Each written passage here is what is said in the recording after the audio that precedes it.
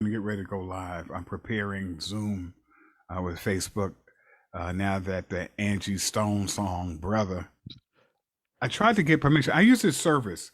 I'm gonna let you know about it. It's like sampling service. If you want to use music, and you could get the permission and rights and all other kind of stuff. What am I looking at? What is going on here? Okay, so I think I'm live. Yes, yes, we are. Meeting is live. We Okay. are live, live in the Yes. place. Yeah, we are in the place to be. Welcome to another edition of Daddy's Matter Too. I I had a really surreal experience. I was just I happened to be invited to a graduation. I didn't know what to expect, brother. I hadn't, I did. That was my first fatherhood graduation, attending and participating because most graduations is thank you acknowledgments. I learned a lot, and not only did I learn a lot, I think the pervasive message is that this program needs to be at the heart of every community if Yeah. we're going to have one. So let me just give you a clear present.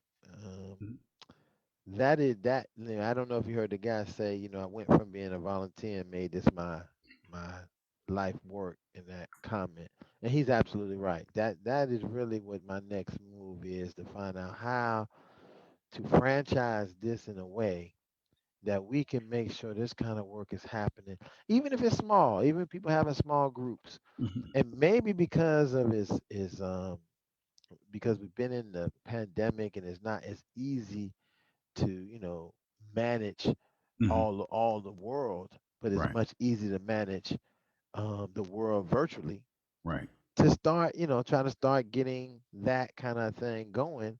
Because what happens is, and I'm gonna tell you, we have these kind of programs that you're talking about. You have a program, we have a bunch of people that's on, like they make them webinars. So you have the people Mhm. on the panel, and the people on the panel are the people that get to talk. Right. And so you only hear what they got to say. Right. And I think I understand your reasoning for doing that, right? Because you Mhm. want to have some kind of control. But what ends up happening is you lose the people who really Mhm. needs to tell you what's going on day to day. Mm. Mm.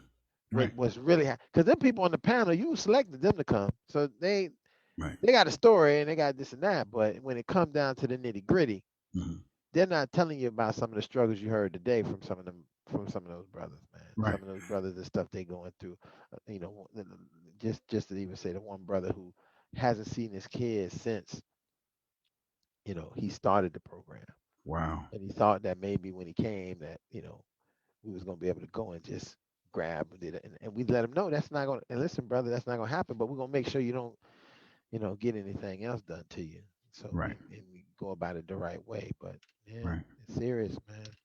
Well, I'm going to tell you, and I'm saying this live. I'm pledging my support. So if you want to have a chapter right here in New York City, and we can, lead that. I like to, really to put my money where my mouth is, so to speak, and to, you know, Well, let me say this. Let me mhm, say this, Talon, just so you know. It wouldn't it when we're looking at costs, and this is something that we're dealing with right now as we begin the transition. The cost is not really the problem a lot of times. The problem mhm, is because everything's volunteer. right, It's just like what we do here on Daddy's Matters, our pro, but it's a little bit more organized in reference to we come in and it's kind of a really closed setting. It's not hmm, open. And well, when I say not open, it's really closed to who is there, so people can feel safe about what they're going to share and not have to, hmm, so they can be validated. And a right, lot of times in some settings, they don't get validation, right. even though supposedly as men, we're supposed to be the ones who validate the other people. But Well, what's so smart about Daddy's Matter too, this program, is that we actually admit women. right, We have Jacqueline Banner, although she's at always at work, but she wants to always check in. She's gonna probably jump on a little later. We have, a clinician, a therapist, Lakota. Lakota just signed in. So although, when you think of Daddy's Matter too, in the context of, you know, this new push with nanospace and just guys, talking to guys, which is important because I don't Right. want to take away from that. Guys need to talk to to other guys about things, but I just want to talk about what's unique about this space and why it's necessary to include the family, because Right. we got to have young voices as well as, you know the female counterpart, so that there is this healthy exchange where it's not, uh, people are attacking people, just to, try to say something crazy or salacious to get attention, but to see that you can agree to disagree without being disagreeable. And it's just important to create more safe spaces where people can be heard in an intelligent way. And somebody can, I'm a real big component of learned behavior, and learned behavior is learned by what we see. If we can see it happening, we believe it can happen, and we try it. But if once somebody tells us it can't be done, well, then they, before I went on a graduation, I was trying to go on Facebook, and I ended up getting ran into some of these love and hip hop reunion show things that Right. and I realized that as I was trying to get everything set up, and it was running in the background as I was getting the song together, proper circumstance. Those reunion shows are not are not solution focused. They're not No. solution oriented. It is to come in there and antagonize the situation so it will never be better. We don't never look at no person there is saying, "Hey, what could we do to kind of get a better understanding?" And this is what are you getting bunch of people together for if you're not wanting to talk about how we can move past a lot of the stuff that has happened, Right. And and where can we move for future? yeah, but their mission statement and their brand is different than our brand. Their mission Exactly, statement and their exactly. values is, contributing to the demise of the remnants of the black family, because Right, we're struggling to, we need more support, and these shows actually feed into the, deterioration of, I think, the fabric of family. When you see people just, being as disrespectful, dismissive, angry, it caters to the lowest chakra, you know. So, you know, and that's why those shows are all over the place. They're very cheap to produce, and people, check that out because they're basically, miserable, and misery loves company. So people we want to feel like I want to see other people's lives that's messed up, as opposed to putting together a show where people can see that people disagree and they still love each other. right, and some uplift going on there with people helping you do things and not hold and you know what I say, accepting people for who they are.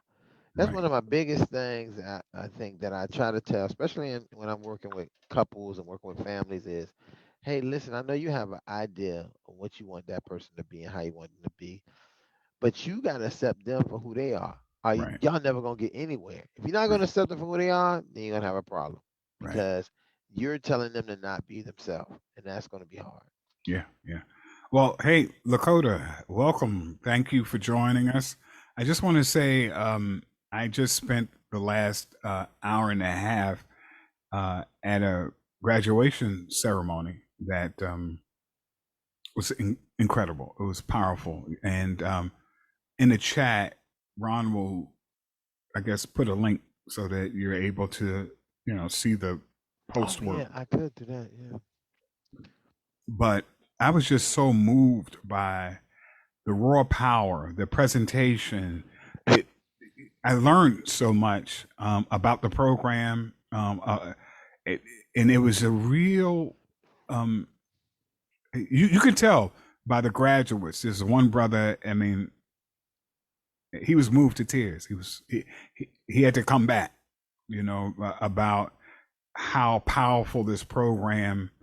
um, meant to him in his life and what he's going through. And I felt it. I mean, I'm feeling it now. I'm trying to push back a little bit of emotion, but I just connect to the challenges that so many of us have, and we're not able to express it and have places to express it and places to learn and grow. And the fatherhood mentorship program is one of those programs where you can go and get that. And we're going to have a conversation, okay, a little later about like, how do we actually, I want to make this like a working radio show program where we can kind of figure out some things to better position and market this program. And my idea is like to just remove the idea of program, because program is just, in our community, we've had programs for years, and we see the state of our community today. So it's kind of like a bad rap. Although this is a working program, this program is a positive and powerful program. I was thinking that one of the things we could do is call it a movement. And I think people want to be a part of something that's moving. Although things move and end, but I think to kind of usher in that, yes, it's a program, but you are now a part of a movement. Right. And you are now connected to a network where you'll feel more empowered to not only express yourself and create more safe spaces. But I loved it, Ron, when you talked about we're going to have 100 black like fathers. I was like, we need to have 1 million. We need a 1 million father march. Right. Back to 1995, right? Back to the Million Man March, but Million Father March. So, one of the ideas that I had was maybe looking at doing some rebranding and talking about come be a part of this movement. And there's a series of ceremonies, because I love this. That was so well organized, by the way. I was like, whoa, I was blown away. Yeah. And it's not, and it wasn't, and it was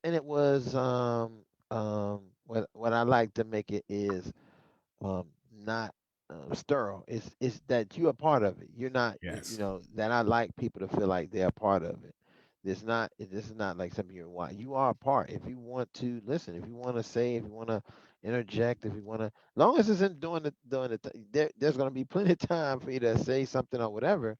But I think that the way everyone is able to share their thoughts about something helps other people think. When we hear somebody saying something that we might have been thinking about. Right. I mean, I think I've heard some of the things I heard some of the men say, the graduates and some of the other mentors, I thought about. I mean, again, I do this stuff every day, and still I can learn something again because it wasn't coming from me that I learned it. I learned it from them. Right. And their experience and their perspective empowers me to be more knowledgeable and think of something in another way when we don't kind of think like that. And it's something about that energy when it happens, and what that does, and it's therapeutic. Yes, very much. Yes. It's like, wow, not only am I in a room with other men who can identify what I'm going through, but it's done with so much care. And that's what's missing a lot, especially with Black folks. I just saw an article about Black women and pregnancy, and how they're more likely to have challenges with birth because it's the quality of care wherever Black women go. And I'm saying it's the same thing when Black men go, not only to the hospital, everywhere. And so to see that there's a program that feels special, that feels that you matter, I think is a very good start, and rare. You just don't see and experience it. So yeah, my plan was to join at 4 to 5 and stay an hour and get an hour for the show. I couldn't leave. I was like, I'm gonna leave after this guy, and then somebody else would talk, and I was like, no, wait, after this, I felt like when I got off, I felt like I missed something. Yeah, Tylon, let me tell you, that is how it used to be. Listen, Mhm. can you imagine that same type of energy in a room with all those when you walk in a room and all? At first, what we used to do is when it was open, you walk in between 6 and 6:30. We have a full meal. Not no chicken wings, not no pizza, not no. We had a meal. I made sure I got catered a lady who would cook a meal, Mm, chicken, rice, mm, vegetables, mm, drink, rolls. So what would happen is you get this energy that you can't before you even get to the point that you're going to get to. You're about to have this meal mm, with these other men and other fathers. And here's the catcher that mhm, usually the fathers would bring their kids, and sometimes the mothers who wanted to know where they was going mm. would come to. So here's everybody in there. We all have our have a prayer. We all all break the bless the food, have eat that food all together, and the bond that comes from eating that food together. Mm, Then when we get into talking, everybody fat like a pig, so you can kind of like be more relaxed, and we kind of get to the conversation of what we're talking about is that topic, and that that, and then you leave at the end of the day with that chant, man, and go and mhm. say, hey, here's your march orders to go back in the world until your next day. We get up in this circle and all touch, grab each other by the shoulders, and that was a And let's talk about that chant because I didn't expect, I didn't know that was part of it. But who came up with that? Was such a powerful chant. It's uh simple. It's yeah, something that it was like a rallying cry. It was like right. it got the energy up in the room and I would say I believe from what I understand, and that's I'm giving the what the credit to the guy who used to be the manager of the program. His name was Sam. I can't remember his last name. Oh, mm. I can tell you that. Hold on, I got it Yeah, right but it here. was while you look up his name, I just want to tell folks that it was such a powerful and around just a arousing chant, and it got bigger and bigger, and the message was clear, it was concise, it was powerful, um, and I just felt like this is something that we need to get the word out about, like all over the place. By the way, if you're just joining us and you're looking at the rebroadcast, my name is Tylon Xavier Washington. I'm a filmmaker, activist, mentor, and entrepreneur. I have the film company iMetropolis and GoPro Radio. I'm joined by the fierce Dr. Ron Christopher Osborne Williams, and we're talking about fatherhood, and then we're going to also talk a little bit about media and its role in terms of how fathers are viewed, and we're going to check out the trailer of King Richard. But also online is Lakota Summer and Jacqueline Banner. We have a few others that's going to join us as part of the panel, but I want to welcome you all to Daddy's Matter too. And we're talking about a ceremony that took place no more than an hour ago. And I was invited just to kind of be a fly on the wall. And it was really engrossing. It was well put together. I got an opportunity to meet some of the graduates, the fathers, which was awesome, and some powerful brothers that they're going to be making a huge impact in Broward County and, in fact, the world. Not only as fathers, and I wanted to tell them that this diploma is the most important diploma they will ever get Yeah, because yeah. it's connected to fatherhood. That's why It's they it's can get funny. It's funny you say PhDs, that. they can get It, other things. yeah, Tylon, it's funny you say that because I think that what you don't realize in the past, and that's why I made it such a important. That was such like. Listen, somebody would say, "Why would you listen? It's virtual. Why would you care if they had a cap and gown? Why would you want them to have to wear? They're gonna be at home. It's uncomfortable." I said because it's important to keep that mindset of how important this is. Right, If you make it like it ain't nothing, what do you right, think this father's gonna feel? right. I demand that you have your cap and gown on because, and I demand you take your picture with your cap and gown, all of that That's right. because some of the guys this is the first time I ever put a cap and gown on in some of the Whoa. places we had, Mm. So this was a cap and gown, and this cap and gown was the one again, like some people said, like exactly. I've heard people say this is the most important cap and gown to put on That's for right. my fatherhood. That's right. That I'm certain that someone is certifying me to Mm. be a 24/7 dad, father, and imagine, and I just want you to say that is something that's needed when most people saying fathers and dads are trash and Mhm. they deadbeats and they this. You hear the litany of things that Mhm. dads can be or not be. When now in this case we're celebrating you and saying you've been with us as fathers, and we saying as a group of fathers, you are 24/7 dad. Now we're doing our rites to passage for a father, That's right. and that's something that we don't get to see. We always looking at rites of passage for kids becoming men, boys becoming men, or even women becoming, girls becoming women. But this is a thing that is empowering, that we need to empower men to become fathers and give them a rites of passage that, yeah, just because you go lay down and you skeet and then the Mhm. baby come, that doesn't make you the father. Mhm. You need to get what you need to learn and what's the responsibilities and the accountabilities. Right. And if you got to demand accountability, because that's where the problem comes. They say you ain't did nothing because nobody's holding you accountable for doing anything, because they can Right. do it themselves. They strong. They can do it themselves. Or Right. they told they don't need you.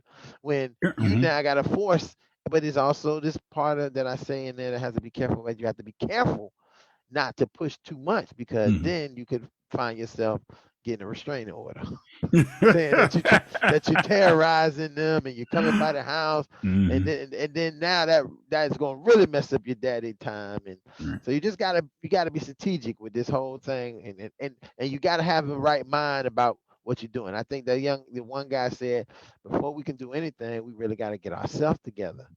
Mhm. Then we can go and be a better father. Get Mhm. ourselves together as a man, then get ourselves together as a better father.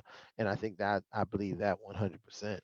Mhm. And you know, it doesn't excuse some of the real forces of oppression that I think a lot of fathers deal with and contend with. It's like while we are dealing with those oppressive forces, this is something that we could do for each other in the here and now. You know, um, so yeah. Anyway, once again, you're tuned into Daddy's Matter too. Brenda Brown's going to join us in a few, and I'm here with Dr. Ron Osborne Williams.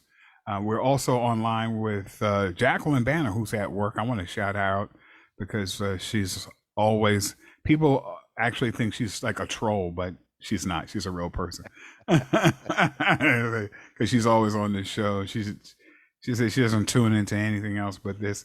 We have the Dr. Lakota Summer.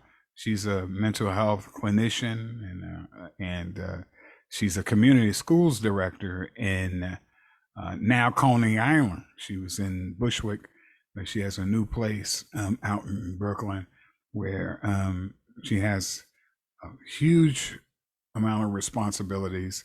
And hopefully, we can tie in this fatherhood program somehow into that school as well as Tyona School. Tyona is my twin, uh, my best friend. So uh, she's a founding principal of the High School for Excellence and Innovation in Manhattan. So we definitely have to talk about Ron about how we can build a model for the schools in terms of ministry, because those are Look, fathers to be, and they're listen, high school. we got it, man. Hmm. Yeah. One of the things that as I said again, Talon, that this is just, you know, um, this is about to be a transition, and since I have all of it under my belt, and it's now about going places that people want it. I And think that's where, here I think people wanted it, but the people that I'm doing it for, I don't know how much they wanted it. right. They No. want it, they Yeah. want it, but they don't, they want it, but I don't know if maybe you understand what I'm saying. That they Yeah. wanted to say, "Oh yeah, look, but they They're not. If it comes down, well, if it's coming down to what it's coming down right now, Mhm. there's nothing. They don't really care. Not they don't really care. I mean, I mean, listen. I'm not a person that bite my tongue, man. They don't really care. Yeah.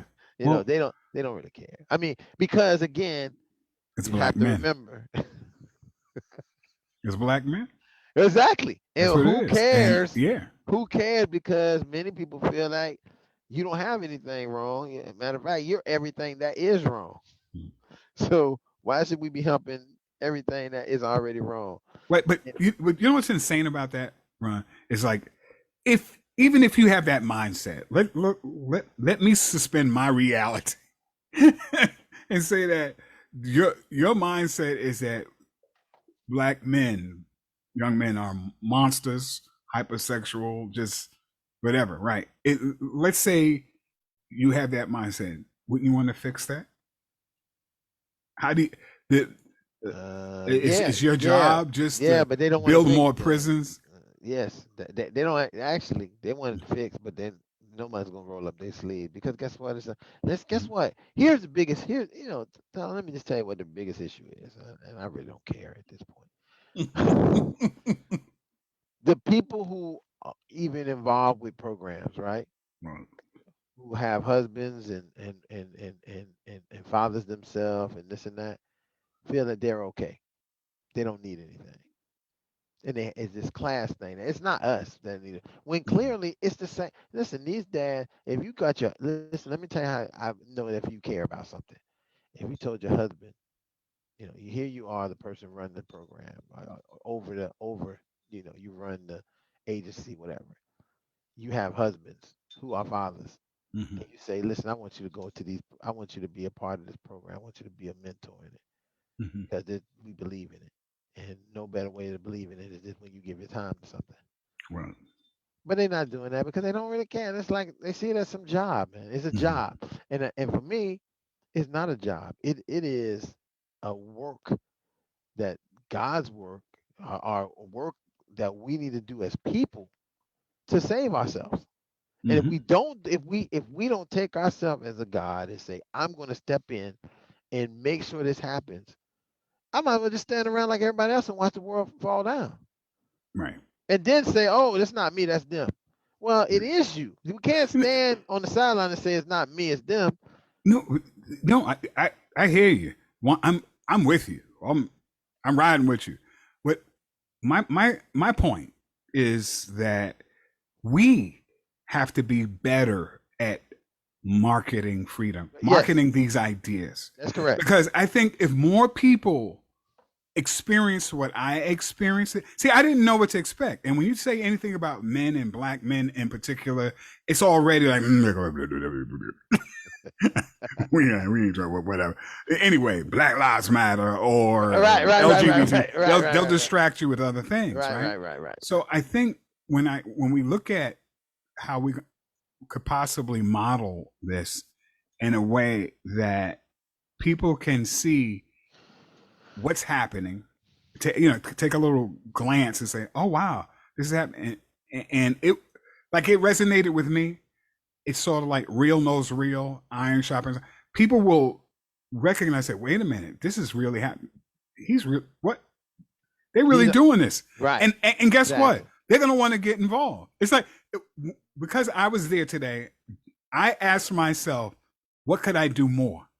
You see, I participate in a lot of Zooms and things like that, and I'm like a fly. I feel like, okay, what time is it? I can't wait till it's over.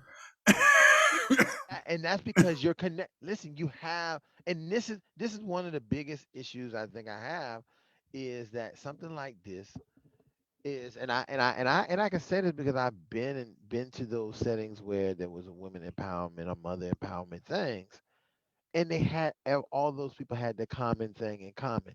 Like I know what it means to listen. I know what it means to have to drive to Connecticut and drop my daughter off Mm-hmm. because I had to drive to Orlando to drop my daughter off and go and pick her up. So when you say to me, well, I got to go and take my daughter to Connecticut and I got to Right. do this and I got to pick her. So now you already got me at, oh, this is something I have in common. This is something. Hmm. Oh, he has to do the same thing. Yep. I didn't think that nobody else. I thought I was the only person having to do that. I thought my life was horrible. I thought, and then then you get 2 or 3 more other people in that room and saying that. Now you got a synergy that says, okay, so we're not crazy. We are doing the right thing. And you you then say, well, what else can you do other? And what else can you do different? What else can you do? What listen, you know, how can you be more collaborative with the other person, even though they might and surprise them? Because I Right. think sometimes when you surprise them, they don't know where that comes from. But it Right. comes from that. And listen, I've been in the setting thinking that it was just you who was like this. Right. And I find out that there's a lot of people like that. And there's a lot of people going through what I go through. So it makes Right. it a little bit more easy for me to deal with on a day to day. And I can have more patience, be Hmm. more persevering of the situation, Yep. have more strength, and say, Hmm. okay, it's not the end of the world. Right. I don't have to act foolish. I don't have to act crazy. Okay, let's work it out. So you want me to Hmm. come at 5 o'clock? Okay, so let me tell you why I can't come at 5 o'clock. But what I will do, I will come at 6 o'clock because I'm going to do now. See how that changes Right. compared to like I ain't coming, I can't come. Right. And then you get to say, hey, let's see how much more easy that is for me. Right. And because our kids feel that energy too. They Right. feel it so Yeah. often, and we act like they don't because we think that kids are like puppies. Yeah. That's part of what I think the sub messaging is. When I say sub messaging, I'm talking about like people understand that, for example, if you say something about supporting Asians not getting beat up, yeah, because that's the thing, because all the news cycles are talking about Asians and then being attacked, so or LGBTQ, so we can support that women issues. When it comes to supporting black men, it's the silence is deafening, and it's not, to me, happenstance. To me, it's a coordinated effort to do everything possible to not look at black men Well, because why? they understand the power. What? And Well, no, go ahead. what time? What about this? Have you thought about this Mhm. bizarro world idea? Bizarro world that the only people who are doing everything bad are those people that you're talking about. That's why nobody wants to deal with their issues. Yeah, but like I said, I mean, it's That narrative has been made that they listen. Who was the abuser? Who was the this? Who was the that? That population that you're saying let's help them? They're saying that those are the people that do it mm-hmm, in the mm, bizarro world. yeah. So how could we get any help? Because they're saying you're the one who abusing, you're the one who taking advantage, you're the one who making everything bad. Well, we're going to be talking about that. This is, by the way, folks who are just tuning in on Facebook Live and people who are just tuning in at the rebroadcast. This is Daddy's Matter Too. And this is a Brenda Brown creation. Brenda's in the house, Lakota's in the house, Jacqueline's in the house. And we're talking to a Dr. Ron Osborne Williams. And it's right now about 6:40 p.m. And you know, I went to, and I shouldn't even say I experienced. I'm not going to say it was an event. I experienced this graduation because it was a real graduation, and it was so powerful and so wonderful. And I've attended a lot of graduations as a filmmaker. I videotape just maybe 3 or 4 graduations just this year, you know, because things were opening back up in New York. I did my sister's graduation, East Side House, a couple others, and they were all wonderful in graduations and ceremonies and pomp and circumstance. But it was just something so powerful about uh, this presentation that was very well organized. It was online, but to see that it was a room filled with, you know, black men of all ages taking this forward. It wasn't just young dads. You know, we had young people. There was, you see, I'm talking about we already, right?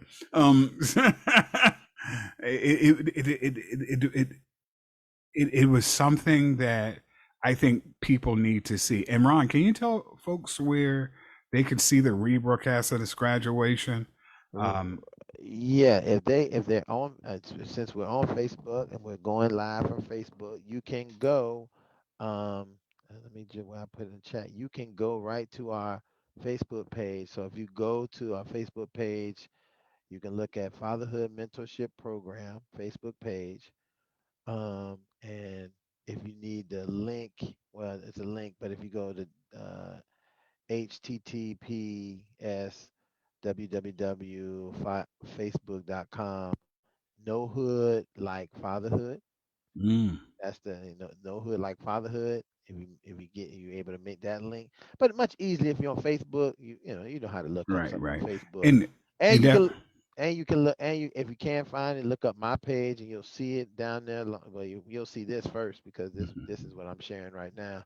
mhm, And then right below that, you'll see the graduation from earlier. I mean, it's something that you can really enjoy and just get it. And if you want to go and look back in the archives when you go to that go to the Facebook page and you can look at the graduations from the past. This was a small graduation, we only had 5 dads, but we have had graduations. I mean, you can even see the live graduations mm, because many of those I have, I was always trying to make them, virtual live. So I would uh, go live on Facebook Live, and that was when I was just a mentor. Once I became part of the program, mhm, I was too busy trying to put everything together. So definitely. right, So it right. go to Fatherhood Mentorship Program, and you should see it, and you'll see a dad holding a father, blue and white background, like the one Hmm. right behind me. If you can see the background right behind me, Mm, you'll hmm. see that logo there, and you can get that. Let me tell you, you know, Ron, I wish there was a program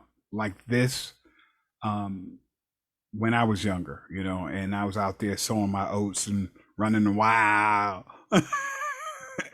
and somebody, it's like, you get a license to drive a car. You even need a license to do hair, Hmm. but to be a father, and I don't want to use like that language of like a license, like get government But you permission. say But the point is to go somewhere, talk to some people who know what it's like to be a father and can tell you the truth about fatherhood and can share their experiences so that you could find your way. That would have been huge, uh, you know, when I was younger. you made a very valid point in there when you said, "Hey, fathers of all ages," and I say, and let me tell you why that is so important, how that becomes important, because what happens is you begin to have dads who are with other dads who are old enough to be their dad sometimes in Hmm. programming. Hmm. And what you're able to do is then you get to get hear maybe what their dad was thinking about when because they didn't have any experience with their dad. So this becomes really a intersective of not only just you and your own children and your own partner and you as a father, but the intersection of you and your father. And if you had a father, and learning more about what your father might have been going through, the reason why you and him, why he wasn't around, or what happened with him, and how even today, no matter what happens, if you're 46 years old and your dad is Hmm. 72, you should go and find him and have a conversation with him because he can tell you things to help you right now Mm. with what you're doing and what you're going through. And we take it for granted. I don't need him. I don't. Yeah, you do. I mean, you listen. You might not want to need him, but clearly, this is why we end up, sometimes getting the short end of the stick because we don't have all the tools that we need. Right. And information is the crucial Right. tool, to having your tool belt. If I had known, I mean, let, let, let's be honest, most people, I would say this is non-scientific, but 99.9% of people, if they know better, they do better. For me, with my oldest son versus, how I treated the younger children, I was horrible, dad. I think not horrible, but just, what I'm saying? It's like, because I was doing everything like, you know, I don't know what I'm doing, but I'll figure it out. I'll get the information that I got from TV, a little information that I got from my dad, and I'm gonna roll with that. And then when you get more information, you become educated, you get more informed, you get better. And that's why the younger children are usually the ones that come out better. The Right. older kids got a lot to deal with. Exactly. And Exactly. daddy was a maniac, and now dad's a little, calm down or whatever the case might be. But I think, having access to programs like that, like your wonderful program, is important. It needs to be at the heart. The centerpiece of every community is fatherhood. And there's places you can go if you're thinking about being a dad, if you're already a dad, if you want to be a better dad, if you think you're a dope dad and want to be even doper. you know. And that's what we sell that. We sell that same thing, Tyler. I mean, one of the things that we really promote is all the dope dads, all the dads who got it together. We want you to come and join so you can show other dads how dope you are, so they can learn from what your dopeness is. Right. And people say, I ain't got time. I'm already good. And I'm saying, well, so you only want to be good. But let me tell you a little story how 7 degrees of separation that we really have is 3 degrees of separation now. How about how you got a daughter, right? You got a daughter, you a good dad, everything's good with you, right? But three of the young men that your daughter might get involved with or might want to be involved with, them dads is not that great. So they're not really Mm. building into their sons the way they should. But Mm. if y'all all was in the same group Right. and you was able to build and hold accountability and iron sharpen iron in this group together as some dads, guess what might happen? Those dads then facilitate that learned behavior onto their own sons, and then your daughter can get a good partner, or a good husband, or a good father for herself. Right. But because you said, listen, I'm good. I'm raising my kid, make sure they good. This is where our problem comes because Right. listen, your child not gonna live in the world by themselves. Right. And if all the other people that she got to be with ain't getting what you giving your child, what's gonna happen to your child? Your child not gonna end up dying. So we gotta really sell that. I mean, I sell that kind of idea. When I was a school teacher, I just sell that to people, man. Listen, No, I mean, yeah, it sells itself. I mean, because we're a community, or I would say we're we're we're trying to build community. Because and and I want to hear from the women here. We have Lakota, we have Brenda Brown, and I know they've made some comments in the chat. And Jacqueline, I think she could chat a little bit. But is there like um, a way that we can examine or re-examine the barriers of just us communicating with us, because they exist, they do exist. I mean, I did a film about black radio and how they destroyed black radio.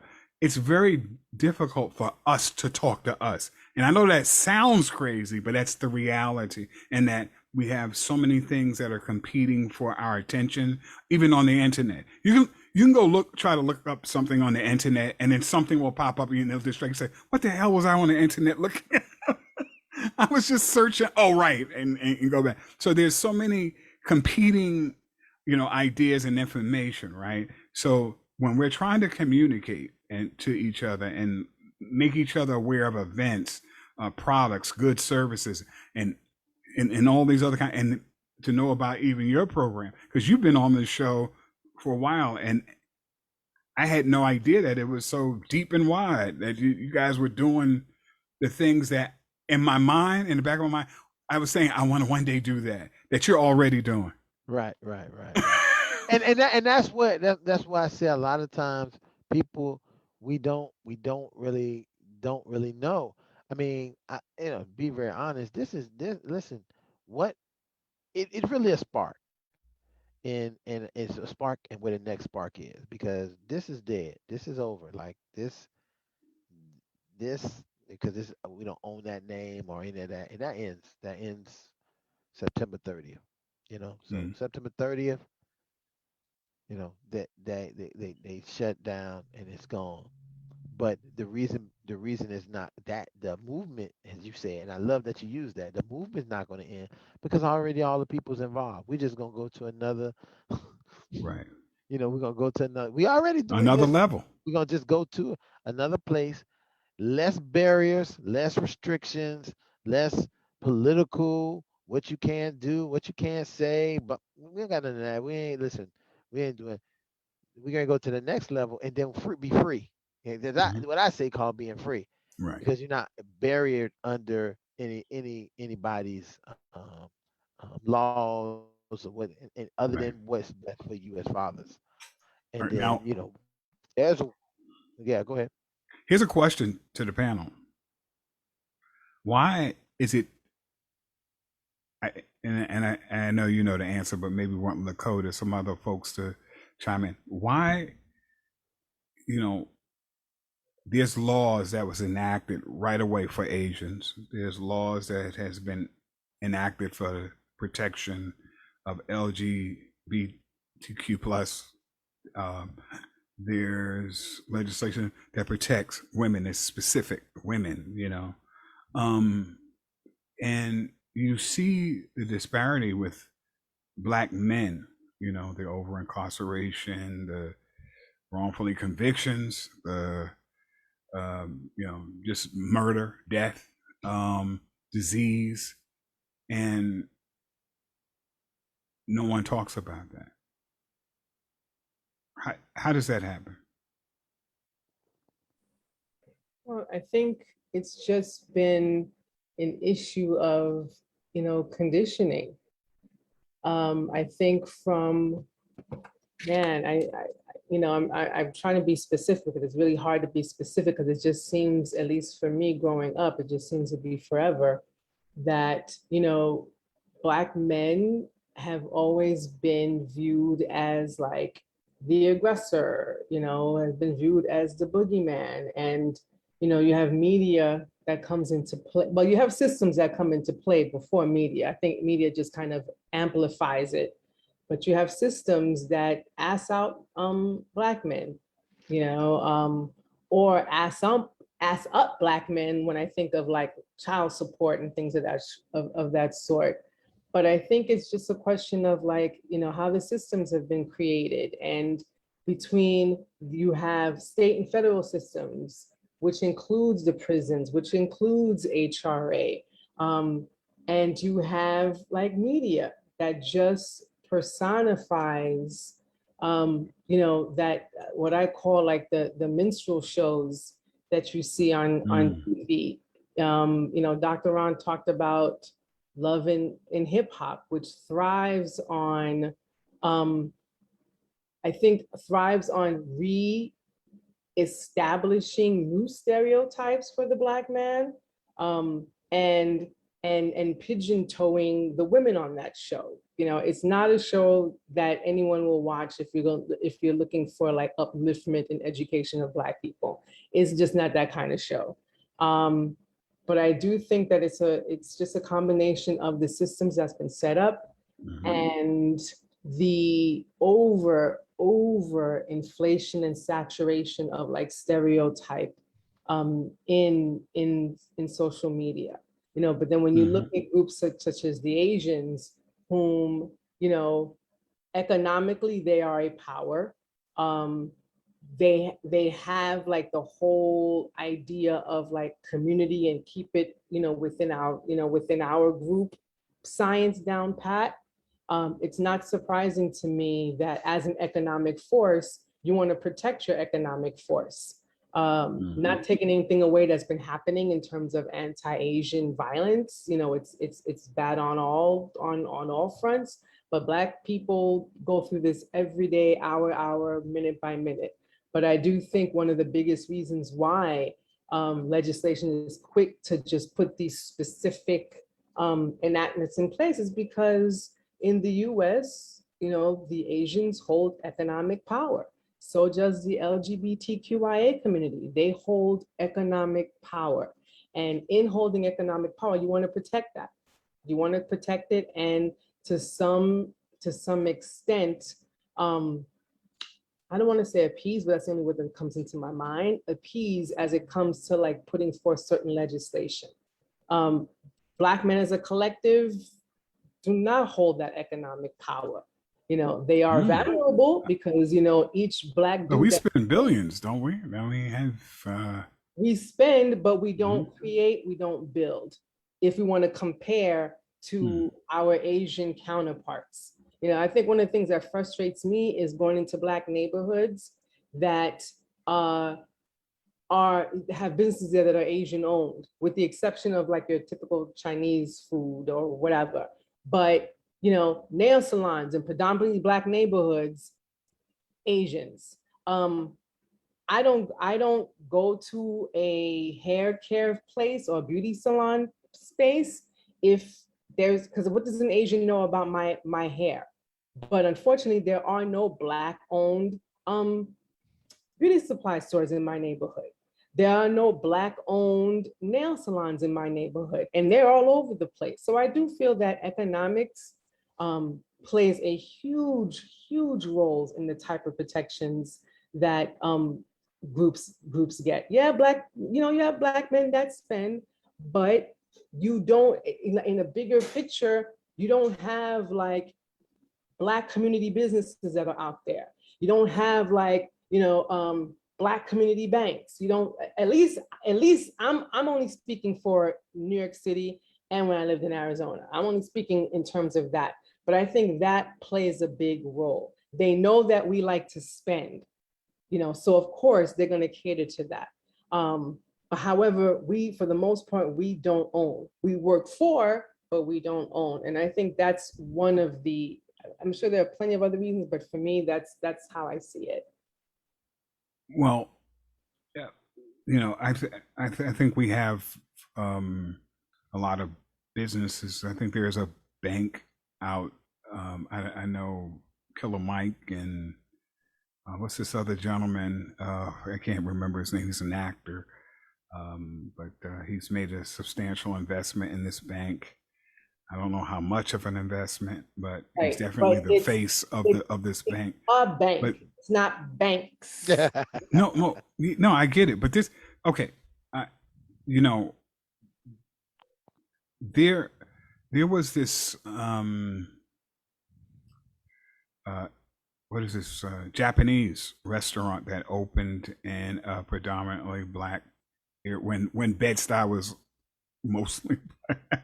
Now Bed-Stuy's gentrification, but I never, every like Friday, Saturday, and Sunday, this Japanese restaurant was packed, like with Japanese people. Like they were willing to travel far to, because I know they didn't live in the neighborhood because it was Bed-Stuy, right?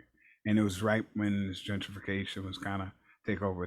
But I know they had the bento boxes and stuff like that, whatever kind of restaurant.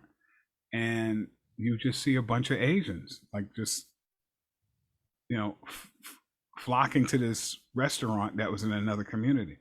And I'm just saying that, if there was like an issue of convenience, and this is what I was talking about last time on the show, is that we have to be willing to be a little uncomfortable, go a little further to support each other. Like Brenda's in Las Vegas, Ron is in Florida, I'm in New York, Jacqueline's in LA, you're in Brooklyn. We have the internet. We have other ways that we can come closer, but I think to support each other, right? We have to have a mindset of, you know what? Who knows? I might have to pay a little bit more, but I'm supporting a Black business. Or I might have to go a little further, but I'm supporting a Black business. I might have to dig a little deeper, work a little harder, but it's in the interest of supporting a Black organization like Fatherhood Mentorship Program. We have to get back to that. What do you think, Ron? But Talon, I agree 100% with you. But I know that one of the arguments that Lakota is making is that there is not an, we don't have an, and again, it takes, I think we going in a circle sometimes. that we don't have enough. Not that we don't have enough people, but more people are comfortable where they at. They're comfortable. They're comfortable. They're comfortable Mhm. that, and I say this that the if the lockdown during Corona 19 didn't show me anything, it showed me that when people became uncomfortable, they were less tolerant of stuff. If they Mhm. didn't have their distractions, they Right. became less tolerant because they had to face a lot of things. And a lot of times, if you can't go to your movies, you can't go to your bars, you can't go to your clubs, you can't go out to eat, and then you're facing also the other issues that affect us every day. You don't have a balance. Like we always look for something to balance out the bad that's going on. I mean, I remember when school teachers used to say, "Oh, it's Friday. We're gonna go drink up this. Oh, I gotta have a drink tonight after this long week of teaching," and that was to balance out the week that they had in the school. But when you don't have that, then you get then you get frustrated. Like the parents who were frustrated Right. after the second week of being at home with their kids, having to teach them homeschool. And they was like, "Oh, y'all got to find the way to teach us to go back immediately." And Mhm. I think that when I hear it and we keep saying it has to be a revolution, but the revolution only comes when we have enough people that are uncomfortable. We're sitting here, and some people might even call us the intellect, sitting here in our bubble bowl, thinking about all these ideas that could happen. But I argue to say, yes, we're thinking about them because we're experiencing things, and we may not be taking what I say a lot of times, the out. Like there's something to give us the out to not have to face what we're facing. If Right. if you're facing it every day, you start saying, "I want to make this change, and it needs to Right. change." And Right. that's something that I took on in this program. I was facing it for myself, so I wanted Right. it to change. And then Right. here's other dads coming and saying they got. So I'm saying, okay, let me find a way that we can organize to face this and try to make a change. At least if we can't make the legislative change, if we can't make the people change, at least we can change ourselves that we don't get ourselves in worse What issues. what's the biggest issue that most of the people who come through your doors are faced with? The biggest Mhm. issue with the majority of these fathers is, and people would say it'd be child support, and guess what? It's not the child support. It's the inadequateness of the child support. I, Mm. I don't mind to pay child support if I Mhm. had equal rights to my child. Mm. But I'm not getting equal rights. I'm not even getting a say sometimes in the control. And I understand, I always have to think back and say that I understand both. I also just used to be on the other side. I used to be with women who say, I can't, he won't come and get the kid. He won't do this. But again, that's what they told me in our conversation. And Mhm. I'm here, there. But I didn't know what was going on between them in their relations or conversations or what have you. Right. So that is probably one of the biggest things. Fathers wanting to be fathers and feeling like they can't be fathers the way they want to be. They have to be fathers the way their mothers want them to be. Mm. And I mean, because if they don't have custodial rights, that's Right. all I say. But listen, we know that this is not for all people because there are many couples who raise their kids together and they have a very collaborative co-parenting relationship, Mhm. married or unmarried. Right. So but I think a larger majority, I think the majority of those men, especially the men that graduated today, Mhm. if I had to poll every one of them, child support is not their issue Mm. unless they didn't have a job. The issue is, why am I paying? I'm paying child support, but I'm not getting any time with my child. I just want time. I just want, you know, Mhm. have some time with the child. And I think someone has told. I could be completely wrong. I think someone might have told some mothers that if you don't get a kid, if you don't, the kid don't go to the dad, you take if the kid go to the dad, they won't have to pay child support. And I think that's not true. Right. I mean, But that's like an urban myth yeah, it's like this myth. floating If I keep around. him away, then I can say he don't have no involvement, but he not showing any support. And that's scary to me to say, oh, the only support that you want. But and again, I have to always say, and I'll be very clear because I hate when people do it, and I'm going to not do it. That is some, not all. Mhm. Some, not all. And because I think that this is where we get into arguments a lot of times. The people will say, hey, all, and it's not all. Mm. because I know on both sides that there's mothers who want somebody, they want somebody to come pick up their child so they can go Mhm. and do some of their own personal stuff that they need to do. Mm. And nobody's picking the child up. So it Yeah. is, I think that they need to have more classes, Yeah. more More more information, more sharing. co-parenting type classes where these Hmm. parents can get together and kind of work out how you need to do these things, and stop listening to your family, stop listening to your friends, because they don't have your child's best interest in mind. They have your best interest in mind, and Mm. that's where the problem arises sometimes. Mm. I like that. Yeah, I like how you Remember, said that. remember Yeah. whose interest is most important is your child. When someone is talking to you about it, they're not thinking about your child, they're thinking about you. So they saying, Mm. "Oh, why you gonna let him do this to you?" They don't care nothing about the child, and the child is the one that's the most important when we're talking in those That's right. situations. That's right. What about you, Lakota, in your work, working, with a lot of clients, you're a mental health clinician, a therapist. What are some of the common denominators of the men that you work in, or families that you, and I know that's a big difference between men and family, but do you see a common denominator as we try to figure out a way to market and position freedom for our people from the system? With the few men that I've worked with, Hmm. uh, I've noticed, a lot of issues around communication. I've noticed a lot of issues around economics as it relates to them providing either for a partner or providing for a family. So economics plays a huge, huge, huge, huge role. And I've also encountered men with a lot of trust issues. The idea of being, vulnerable, they struggle with.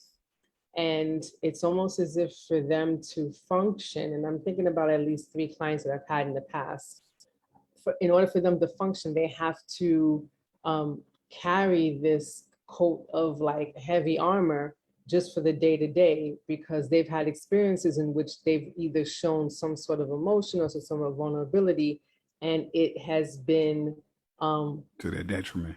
yes. I had one Hmm. who, told me that, coming off a relationship, his ex actually went to his job and made some big brouhaha and called him a punk bitch, Mm. crying, that's not how you were when you're crying at my place, blah, blah, blah. And it was so bad that he just put in a transfer to someplace else. Mm. He had told me that nobody came to him to ask him if he was okay, um, male or female. Yep. The Mm. following day he came in, people were looking at him strange. It was almost as if he was like the joke of the month, you know. Mm. And when you see him, he's like the Prince of like man's man, like tall, like brooding individual. And he said that experience, when it came down to like showing emotion or showing vulnerability or trusting women in general, was just completely, completely removed from his worldview. So I've seen it. I've seen stress, the refusal to be vulnerable, and economics have been what I've noticed. And like I said, I've not worked with a lot of men. Hmm. Some of that is actually purposeful, but the few men whom I have worked with, that has always seemed to be like the commonality. And when I say stress, it falls under like individuals who've had health issues, Hmm. individuals who again are trying to make it in the day to day, and individuals who are literally, especially during this whole pandemic, just trying to figure out like how they're going to make it. Mm. Well, thank you Oh, for that. Go ahead. I have had a chance. I'm glad Miss Lakota said that she's worked with a few men, because I haven't worked them per se, but I've spoken to many fathers over the years. And what isn't there for them and why you don't hear them a whole lot is because there's not safe spaces amongst the world for them to actually be honest. So what I've noticed is when I talk to them, when I put them in a safer space, I get all kinds of stories. I get all kind of what is the problem and what's the matter. And my whole journey has been in trying to find ways to fix it. Also, I've noticed when you ask them, what do they need? What do they need as a father? What they will tend to do, in my experience in talking to a lot of them, is that they will defer. I just want my baby to be happy. I just want, baby's mom to be happy and get the foot off my neck and leave me alone for Father's Day. That's what they want right there. Leave me alone for Father's Day. Mm, And mm. I'm like, no, if you never say what you need as a father, we don't know as a world. Right. Yeah. So I want to welcome Kathleen Blanco, just came into the room. By the way, just want to give an ID. You are listening to or experiencing on Facebook Live Daddy's Matter Too, a Brenda Brown creation. And you just heard from Brenda Brown. And this was her brain trust. She thought it was important for daddies to have a space. And it's a really cool space. She partnered with GoPro Radio. And so we are doing Daddies Matter Too here. And we're here every Sunday, by the way. And we're here from 6 to 8. And also on this call, we have Jacqueline Banner, Lakota Summer, and Lakota is a clinician, Jacqueline's a filmmaker, Kathleen is a filmmaker, and I'm a filmmaker. And Ron is a doctor, extraordinary educator, professor. He's all around really smart guy. He can really finish my sentence for me and better. And we're having a discussion about the graduation, and we're going to move the conversation into media because media plays a very, very important part in the way we view ourselves, where we get a lot of information, especially in some of the homes that don't have daddies. People look at the Huxtables. They look at what's this show, Family Matters. They look at other image. I know when I was growing up, I had my dad in the house, and I related a lot to the father in Good Times. And so, and that was played by John Amos, and they killed off the dad. So, whenever we have certain kinds of images and you have writers involved, all of a sudden, certain images are no longer available. Certain information is no longer available. And so we're starting to see a very narrow narrative, a lot of buffoon-like fathers. Even on, what was this show I'm thinking about? The Fresh Prince of Bel-Air. There was the father was a judge, but he was always, like, in a sense, shut down, marginalized, or kind of got it wrong, and I didn't really like the depiction of that father per se. I like you imagine. Listen, he only ever got serious. You can think about 5 times, and that was and when he got serious and it became a threat is when even I remember the time him and Will got arrested, and he was forgiving of him and Will getting arrested, and they didn't believe he was a judge. And you just think about he didn't have it was like ha ha ha ha, and that's an image that people want you to that's a rich judge type father, and that's how they the image that they want to display. And Mhm. I think that's what that that's why I think it was so important. It's important to try to publicize what we do as much as possible so people can see some real live images of what fathering looked like and what it looked, because he never got confrontational. Like, he was nothing like James Evans. James Evans did a lot of yelling. Yeah, he had a lot of opinions as the father, and many people would say, "Oh, he's an example of the patriarchy that was this and that." I know it's the thing they talk about patriarchy and matriarchy, but he was the kind of dad that was the patriarch, was saying what that shouldn't happen and what should happen. But he wasn't so much of a patriarch, because in Florida had a real serious conversation when they went in that room and she talked to James, and she could make him see it the right way. That I Mhm. don't see how that would at any point be a negative, if he was a patriarch in that aspect. Yeah, He and not read only that, she he yeah. Go ahead. I I know. no, I didn't mean to cut you off, but she often got her way. I remember the one with the black Jesus when she wanted that white Jesus up, and they had Ned DeWano, and he was having Right. good luck, and the father was like, "No." And at the end of the day, that picture wasn't on the wall. Wait, okay. So speaking of fatherhood in the media, I feel like this is my bailiwick. I learned a new word. So bailiwick it is. And that is how I raised my son, right? Okay, so one of the big things is missing fathers, right?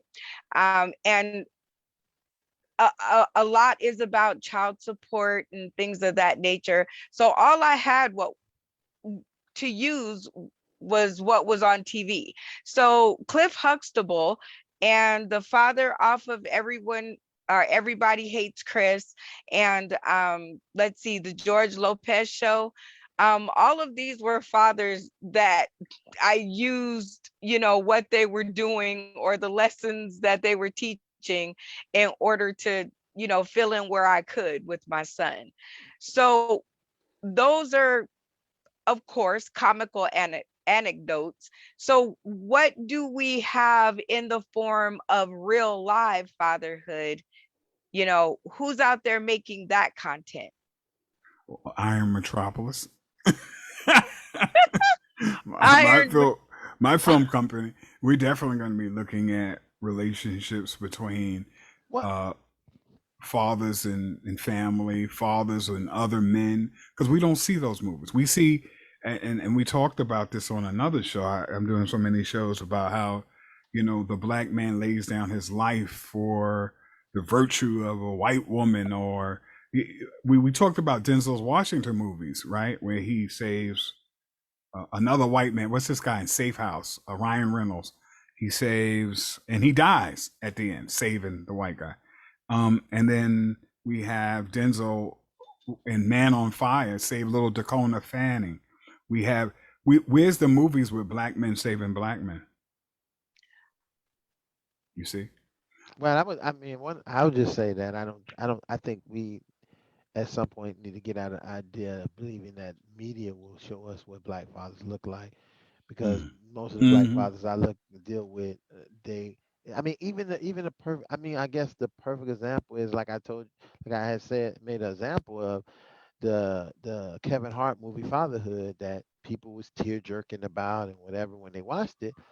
I said that movie was, to me, Uh-huh. it was written by somebody who made up what they wanted a father to be like, and they made the scenario to be. And if you want to, I can show you 2 3 fathers that you could put that real live father in those spots of those movies, and it would give you a better example, because in that idea of Kevin Hart being that father, he became this kind of father that, who he was a man who didn't know anything, obviously, Mm-hmm. Mm-hmm. because he and no, none of the parents believed that he had enough responsibility to raise his own child, and that seems very. So he had enough responsibility to marry his wife and be living with her and taking care of Mm-hmm. her, but not enough responsibility to be able to take care of his child after the mother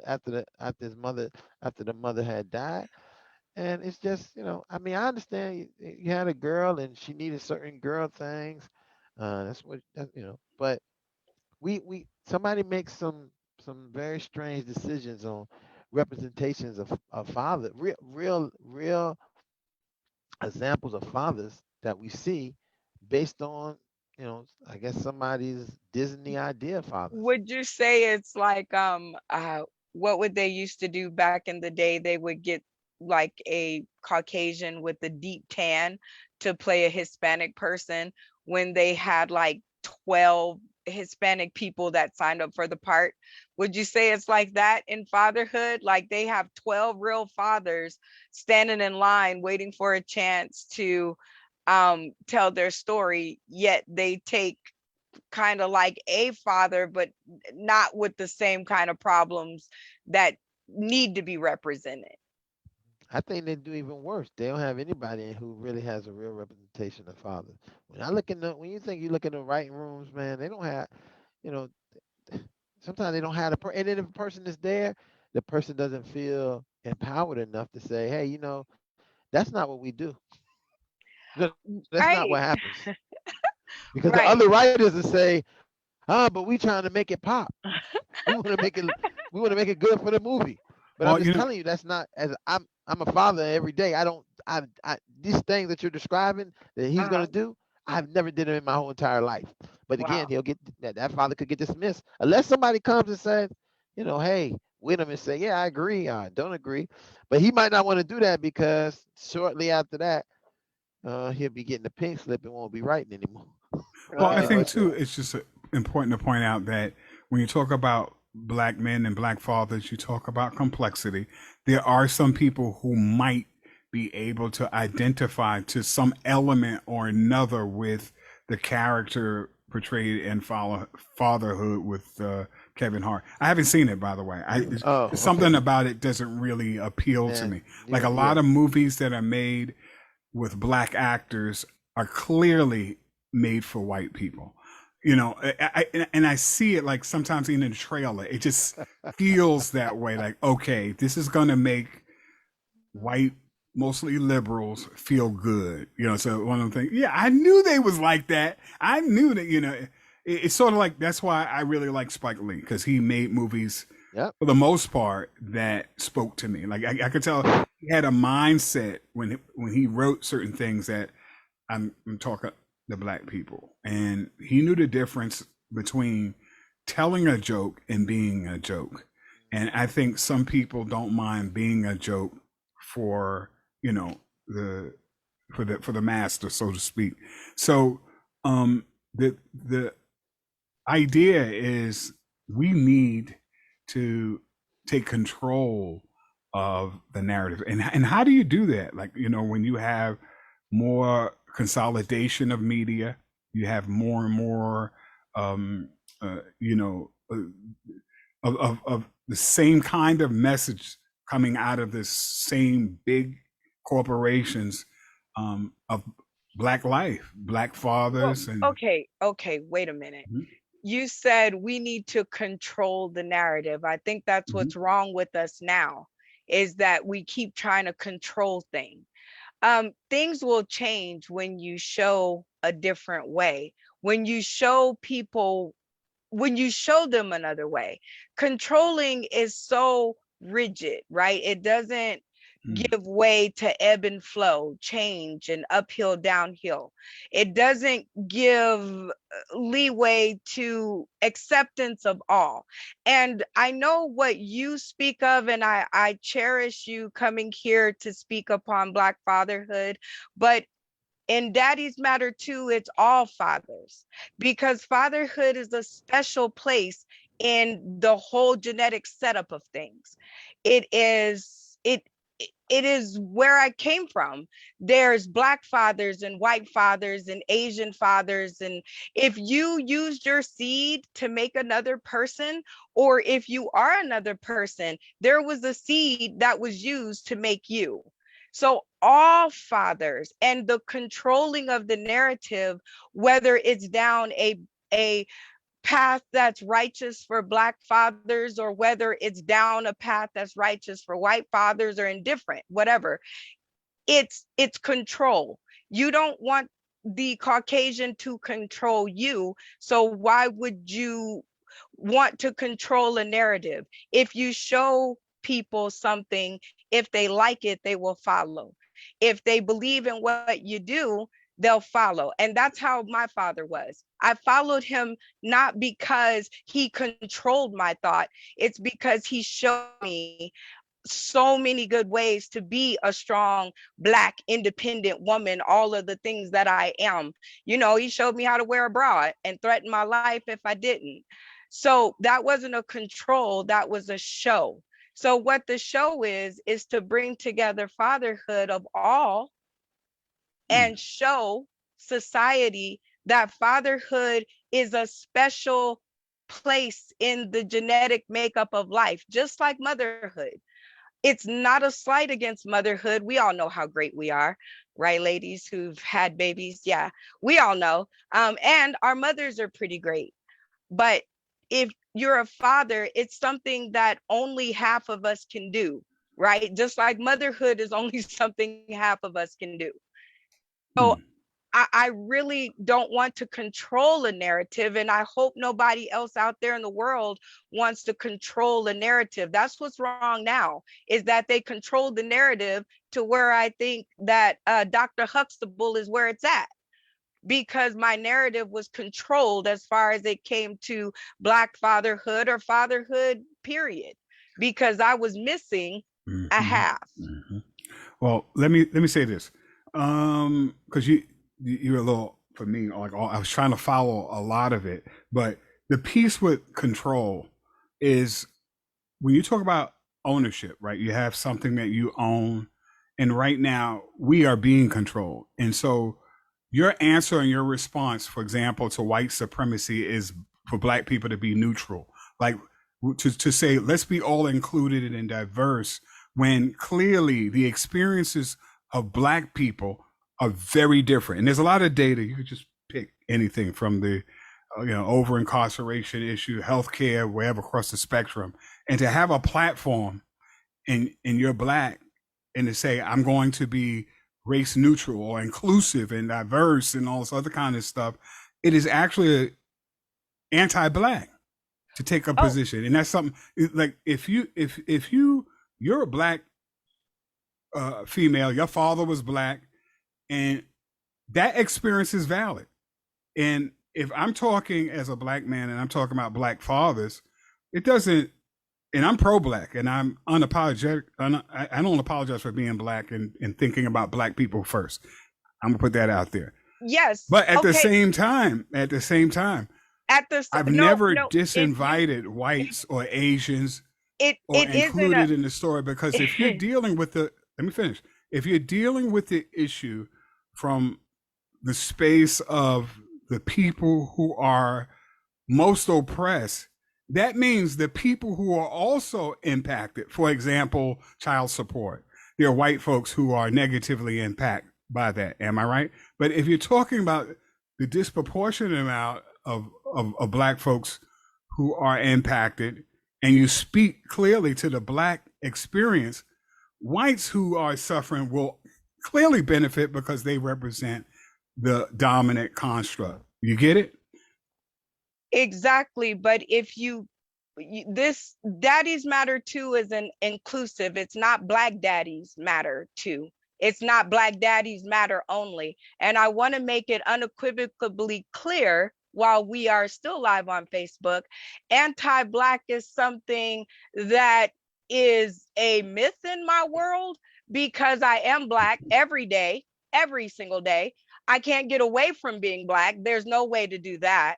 So if I want to include the rest of my world in my fight, because my daddy was Cuban, Kathleen's father is Dominican Republic. He's Dominican. Okay, so, and these are and Lakota's father is West Indian, I want to I want to say, so there are all different spectrums of fatherhood. And here you can represent what you've come to represent, which is Black fatherhood, which is okay with me. But there are all different types of fatherhood. Fatherhood is a broad spectrum. If you are going to move the pendulum, just like being Black, you can't say you're light skinned Black, so you're over there and you're a different kind of Black over there. You all have to move as a Black people to make it work. Fatherhood works the same. You guys have to move in one unit to move the pendulum. You can't go all the way down, drill all the way down to Black fatherhood. It's not the But why is biggest. Black down? Okay, I'm a little confused. Because, But okay, why is it down? Let me tell you why it's down. Because the numbers are down. The numbers are not as great as fatherhood in its totality. so for you, it's numeric, and power is not numeric. It's It organization. is, because No, because motherhood it's is about numbers, see, and we are powerful people. What, no, yeah, can I just but can I, it's about quality, not but, quantity. But go ahead, Ron, but, Dr. Ron. let me just, I mean, cause I hear exactly what Brenda's saying, because she's describing an example of something that has become very problematic for me, period. And because she said it right in her statement. She said, you know, women come together as women, as all women, right? And I think that is something Amen. that is right. That is something that's very true in our society, because all women, if who they're going to come against is men that they feel oppress them. But I think one of the problem with that is that I think when Talon says that Black men and and white men, and maybe even other kind of men, they have a line that they draw that doesn't fit in the same capacity at some point. Like, yes, the way I perceive as myself as a father, and I could say a father, you know, another person might not see me as the same kind of father. A non-Black person may not see me as the same kind of father that he is, and we don't have that same connectivity that I sometimes see that And women that can have is the across borders. problem. That's the problem. You don't have the same connectivity as mothers have. When we pass something through us, we stick together. Okay. If you come for one of us, you've come for all of us. And I don't care what color our skin is. Fatherhood moving in totality, fatherhood moving in totality. Listen, when they say daycare, it needs to be a part of the infrastructure. That shows you the power of women, mothers.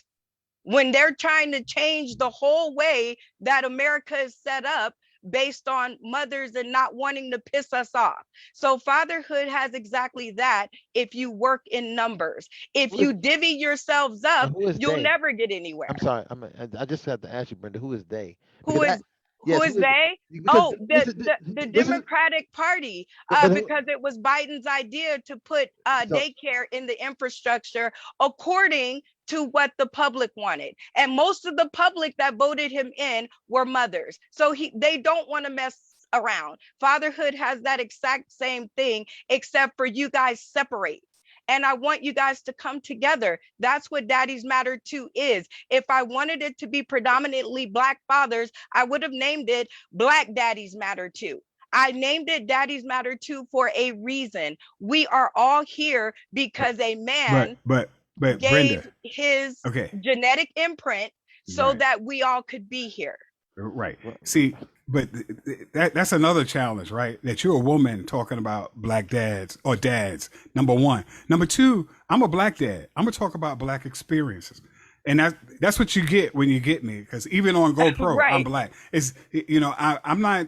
I don't like pivot or tilt or because I think Black power and being Black is beautiful, and I And think that it's is and I let awesome. me finish. Let me finish because I heard you, and I hear you, and I think that's cool, But the majority of people on here are Black, and talking to Black folks, about issues that affect Black people, and you're a Black female talking about including whites when whites not even on, particularly on this particular call, And you Well, know, is that if the only if people who are going to tune in?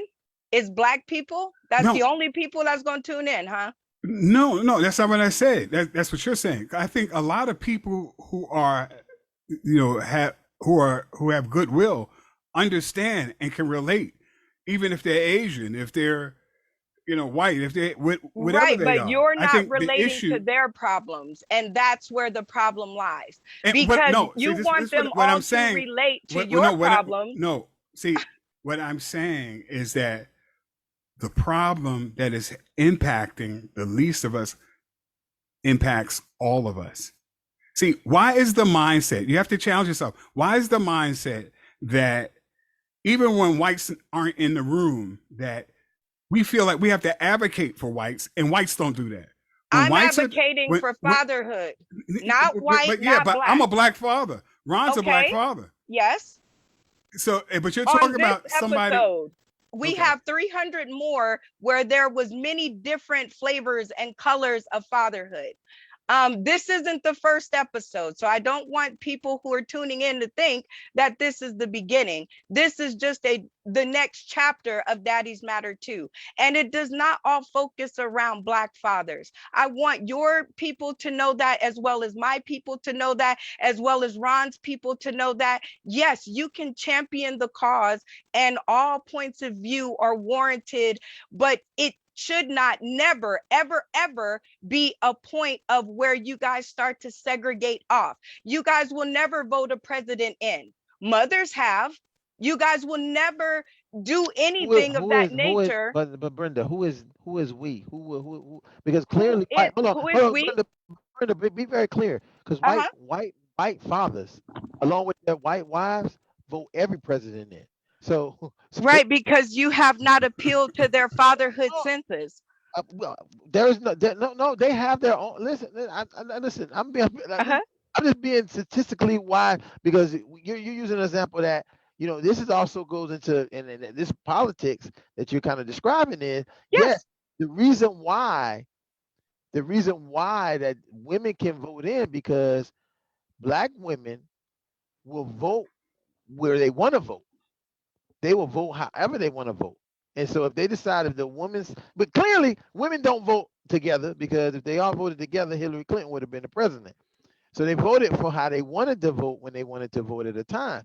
So here's a perfect example, because obviously some people felt that Hillary Clinton wasn't for the best interest of all women. Absolutely, So that's which why. is totally okay, but we still have a big voting block that people pay attention to. And fatherhood, because there's so many of you guys, there are tons of you. There are so many of you. You guys could change the things that you talk about on a weekly basis if all of you went under the guise of fatherhood would march together.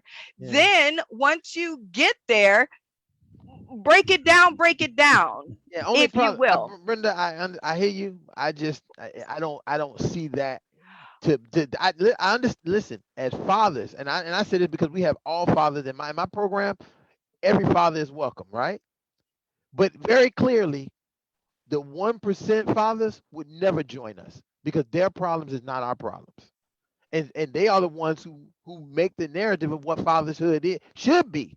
And I think this is what becomes part of the problem, is that how do I be a father like that person when I don't have an idea how they father, because they father a lot from patriarchy.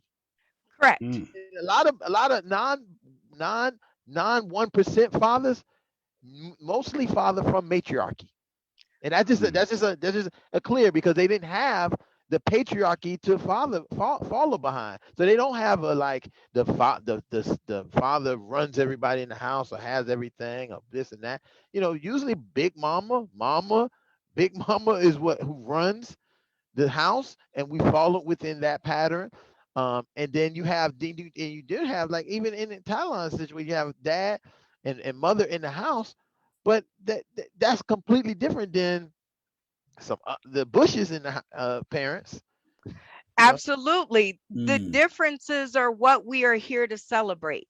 Everybody has a different look on fatherhood. Nobody's imprint on fatherhood is the same as the next. You might find two peas in a pod, like you and Tylon have found each other. You guys are a good replica of each other. You guys understand each other from sentence to sentence. But there's a whole lot of people out there who are tuning in, Tylon. We didn't just get here today. Okay, so when they see Daddies Matter too, wherever we are, when they hear that name, they expect to see all fatherhood, just like it's always been, not just Black fathers. I love Black fathers. My daddy was a Black father, but he was Cuban. So he was, he was an import Black father, but I loved him. And he taught me things that being a strong woman without him, I would have never figured out. I would have been out there doing God knows what. And I almost became a victim because he is my stepfather and not my bio father. So he chose to raise me. He chose to bring me up. And I want the world to see that we moving as a fatherhood block will get you a whole lot farther than drilling down to the numbers of Black fatherhood. Black fatherhood is not the biggest number of fathers out there. They're the ones with the biggest problems. I agree with you there. But And you, why do they have the biggest problems, Brenda? why do Because they have the biggest yes, problems? there's a I reason. know exactly why, because there's no representation out there for them to see on screen where it is accessible by Google, where everybody now goes for their information. No one just goes over to, let's say, GoPro Radio. No one goes over there just to see, they go to Google and they type in fatherhood and little to nothing comes up. Type in motherhood and it is a plethora of information. Black moms, white moms, independent moms, all the moms together. And they do it in a block. That's why they are able to move the pendulum. If you get moms mad at you, your whole business might go under because people pander to mothers. So now I want them to pander to fathers because, Ron, your analytics are correct. Here's the problem. Here's the problem, Brenda, with that idea. The fathers that you're going to want them to pander to, they believe that they are the patriarchy who is oppressing everybody. And if you don't make a clear definition, listen, I love her to death, Ava DuVernay. But one time Okay. she was having a conversation, and I almost wanted to come through the thing to say, please define who you're talking about, because she said, oh, she was talking about directors. She was talking about, in Hollywood, there's no women director, and she was implying that there's plenty of men directors, but there's no women directors. And I said to myself, are you saying that so when you say there are men directors, you're including all men? So you're saying that there's Black men directors, when that is not true. That is not true. The percentage would not be correct, but the narrative just said that there are men directors, including Black men, including Asian men, including Hispanic men, including everybody else, when that is not the case. But you're lumping all the men together when the men are not created equal. They're not being treated equal. So to say, oh yeah, you men did this would be unfair to the men who are not created equal in this country, not created equal to the power broker. Like why? Okay, so the only reason Why do we always participate in this conversation of diversity, inclusion, and as if by you having, let's say, more numbers, that it actually moves people who look like you, and you have a son that's a Black young man going to be a man, your interest ought to lie in looking at the kind of world that he is living in, has to deal with. So, me and I hosting, will bat that back me to hosting, you in hold on now. Me hosting, right, this show and giving a perspective from, a Black person, because I'm Black, I'm born black, I die black, and that it is what it is, and I'm proud of that fact. And looking at the numbers, for example, of black men who are wrongfully convicted or over incarcerated, talk about how that plays into fatherhood would be a disservice to the community, to your son, his son, Oh, and his son's son, really? because we don't have How, a oh, no, no, no, conversation. no, no, no, Hold no, no, on, no, no, hold on, no. hold No, on, no, no, no, because no, no, we no. don't have a conversation about some of the issues that uniquely affect us when we have the microphone. Too And often, when we have the Tylon, microphone, we include, to the detriment of our own kith and kin, other people who don't share the same time kind of challenges, and I would even say, moreover, represent some of the challenges that we are faced with. I understand. And let me just move it backwards to you. My Mhm. son was almost mulatto, just to let you know.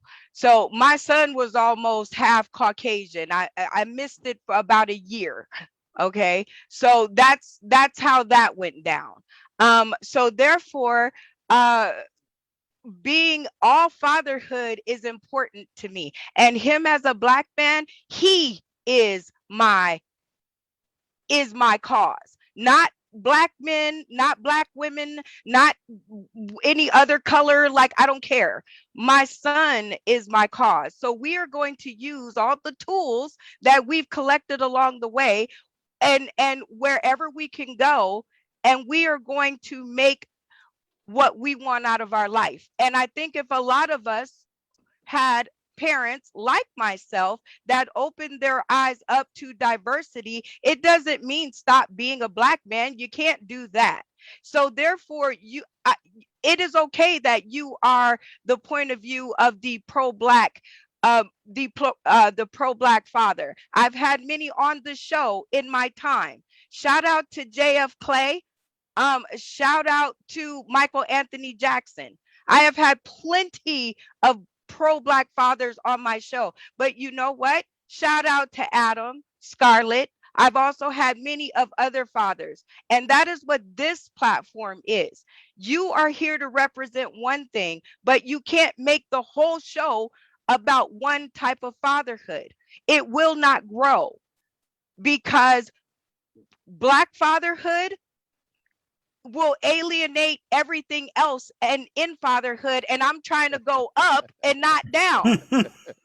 That was Oh, ironically a similar argument when Def Jam put out Public Enemy, when they said that blackness ain't gonna sell, nobody's listening to that. I'm trying to improve the market, and we all know and we've all heard of Public Enemy. We all know and we've heard of Poor Righteous Teachers, X Clan, and so many. You know, black people got flavor. We will always have Yes, flavor. we do. We make everything hot. When we get numbers, we got to get back to say it loud. I'm black and I'm proud, Proud. and it doesn't mean that we have hatred or malice for other people. It's just that we recognize, like the whole mantra of Black Lives Matter. They call themselves Black Lives because they recognize that there is challenges that we face. It doesn't mean that there aren't whites in their ranks or LGBTQ is not in their ranks, but it's all these people who come together and they recognize that there's a group of people who are oppressed. We just witnessed just this summer, a man get lynched. Well, I call it a lynching, but he had his knee on George Floyd's neck, and he couldn't breathe. Neck snap, and it's over. He died in front of the world, crying for his mama. And we've been saying this has been going on, but it just so happened that was caught on tape, and that was caught on camera for the world to see.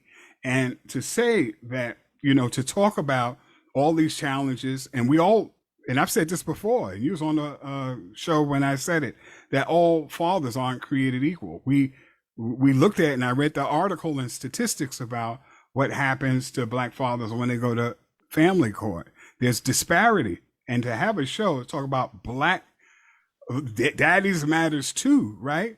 And to not talk about this disparity to Well, it's okay right. to talk about the disparity. You are Right. going all the way to the left. It's No, fine, I'm just saying but we're there. but every sentence should not be about it.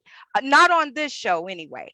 Because we represent fatherhood. Ron doesn't, he has all different types in his program. If you go to visit Thailand, are you only going to talk to the black people? You gonna walk past the white people like they're not standing there?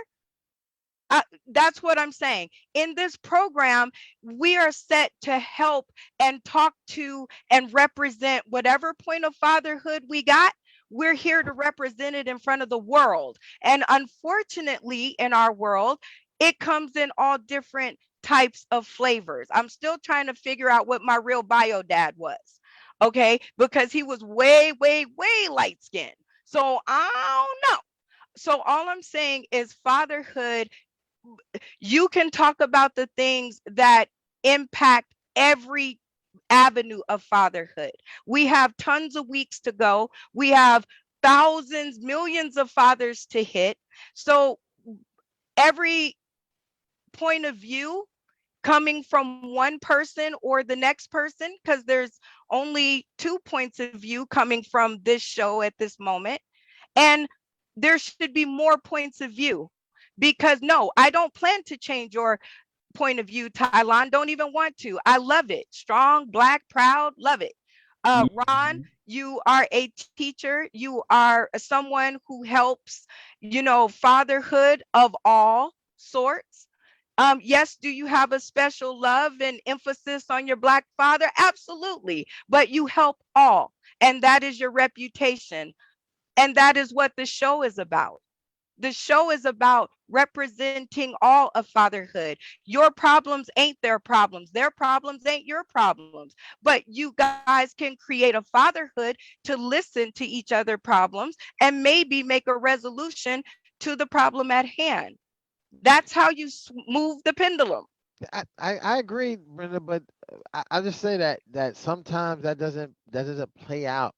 I mean, I would say that that's a nice ideal. Have you tried it? Has anybody Listen, tried it? I'm telling you firsthand. Listen, I'm telling you not from based on what I think. What I think, I'm telling you based on having and I think Talon can to testify that I put up a picture of all the fathers that graduated from our program. Uh-huh. And because our program is not exclusive to anybody, anybody who wanted to get help could come and get help. But the larger majority of the fathers who came to be involved, right, were black fathers, Hispanic fathers, and I'll tell you who else, poor white fathers. Hey, That's that about sounds like a great yeah, that yeah, sounds but like a great no, it class. doesn't. Yeah, it sounds great.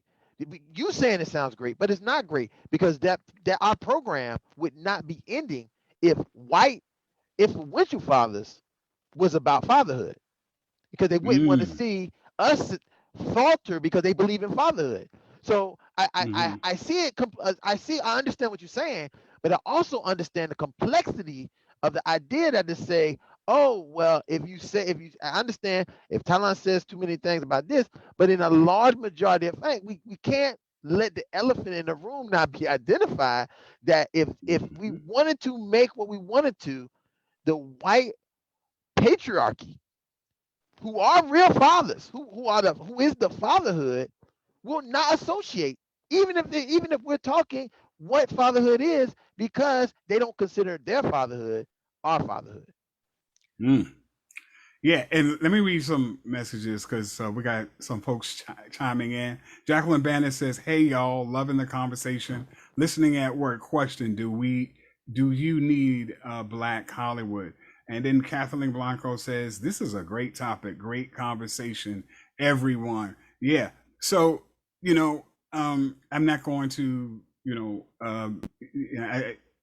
I say what I said, and I stand by what I say. I Listen, stand by who I I have to am. I listen. I've never said anything that was anti anybody. To be pro black does not mean anti anybody else.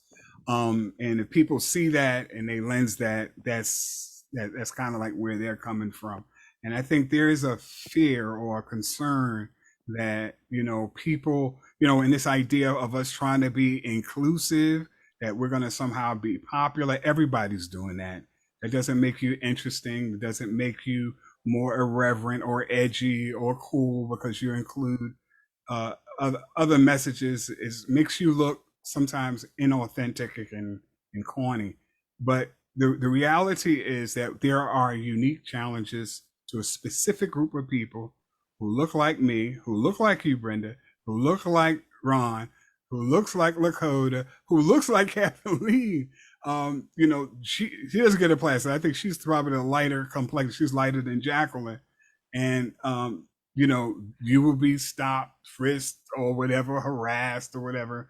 So to talk about the issues, and we've had white people come on, and I think I've been I've got to look back at the tape. I don't think I Yes, per se please look back pander, at the please pander, look back but at the tape. I That don't was the pander, best idea but I ever. think, yeah, they've been on, and they've always been invited. But I think if people have this kind of mindset that they can't, what do you say, dominate, or they can't be the focus or front and center when they're all over the place, then you might get some pushback. But I think whites can actually benefit from, Asians, anybody, from being a part of this conversation. Everybody has, since time immemorial, benefited from, the work, the labor, us building this country. So, that's You where are that not kidding.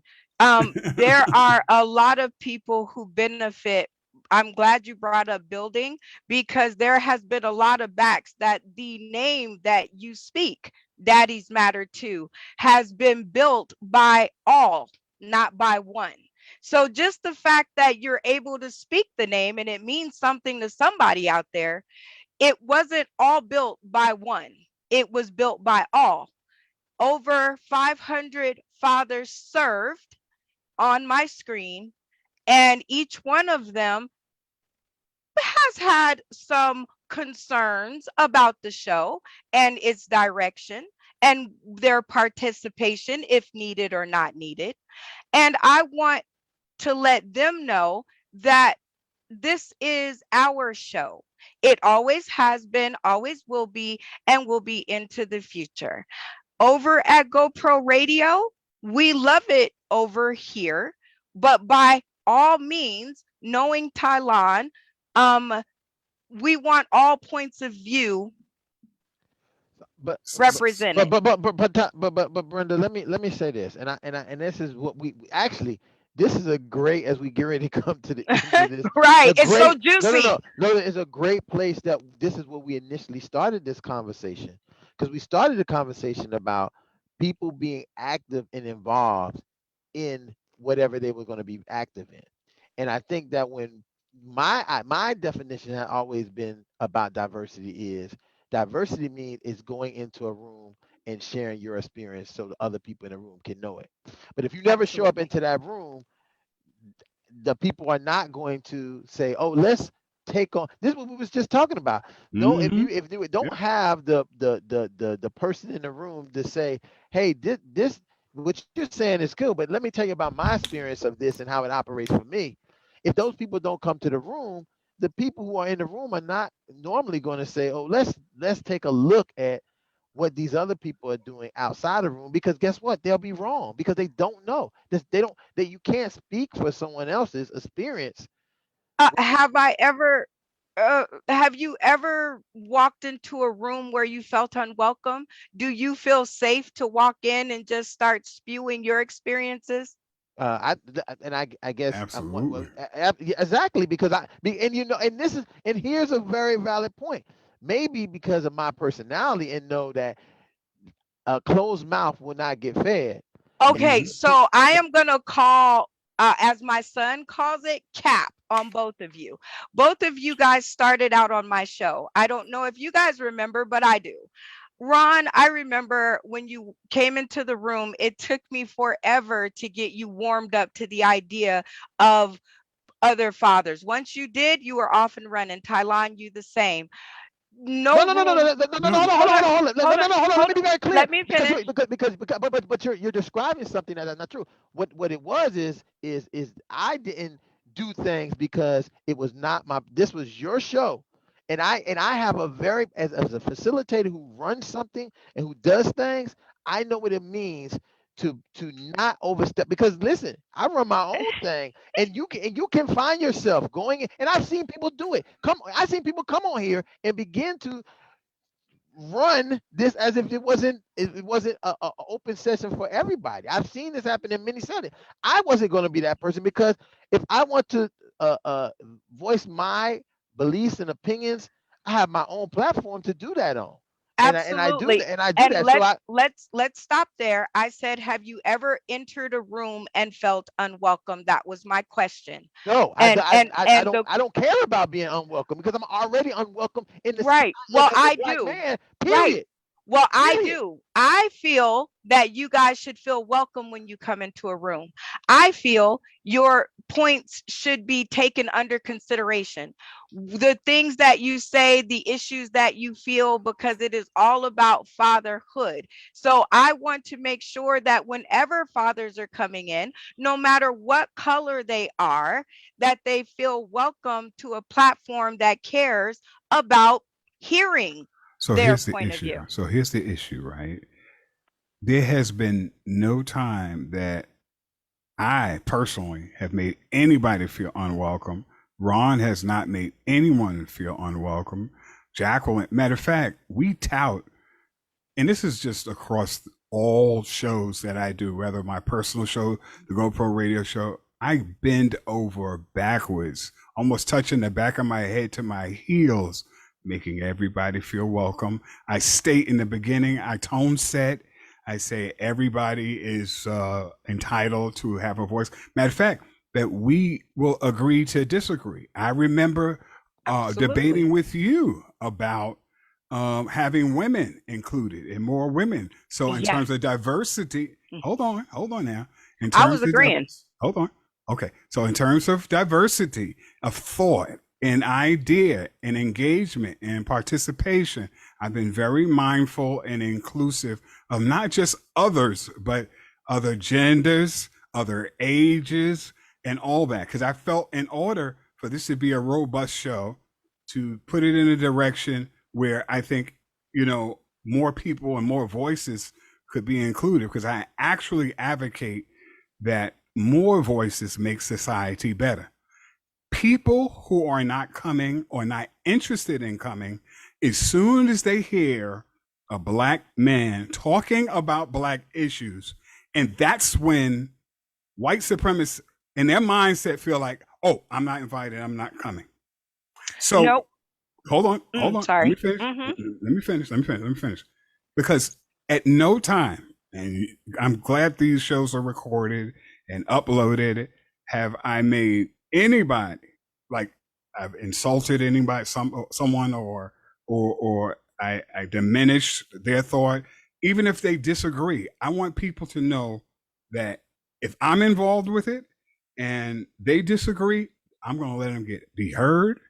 We're going to talk about it as family, and we're going to agree to disagree without being disagreeable. Just like now, I don't agree with your perspective. I think we've been more than gracious in terms of including everyone in the comments. There's not something that said this is all black. This is not called Black Daddies Too. This is called Daddies Matter. I'm a black man talking about black experiences, and somehow that's the problem.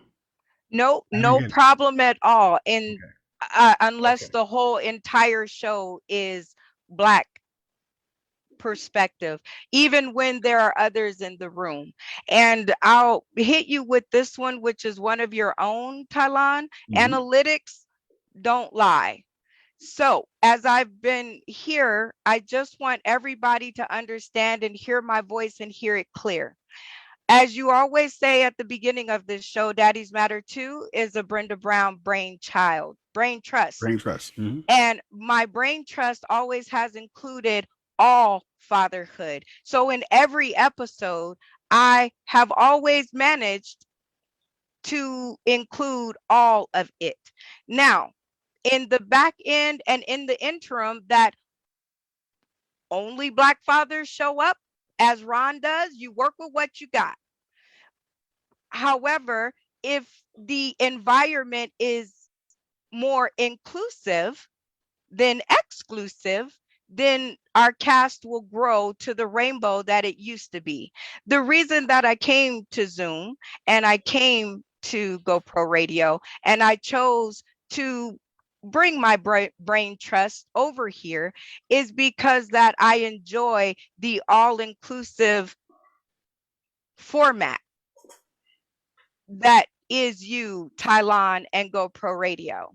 Mhm. And I was overexcited and I shouted it out and Ron answered. Ron said, yeah, I'm in. Another couple of fathers said, yeah, they were in.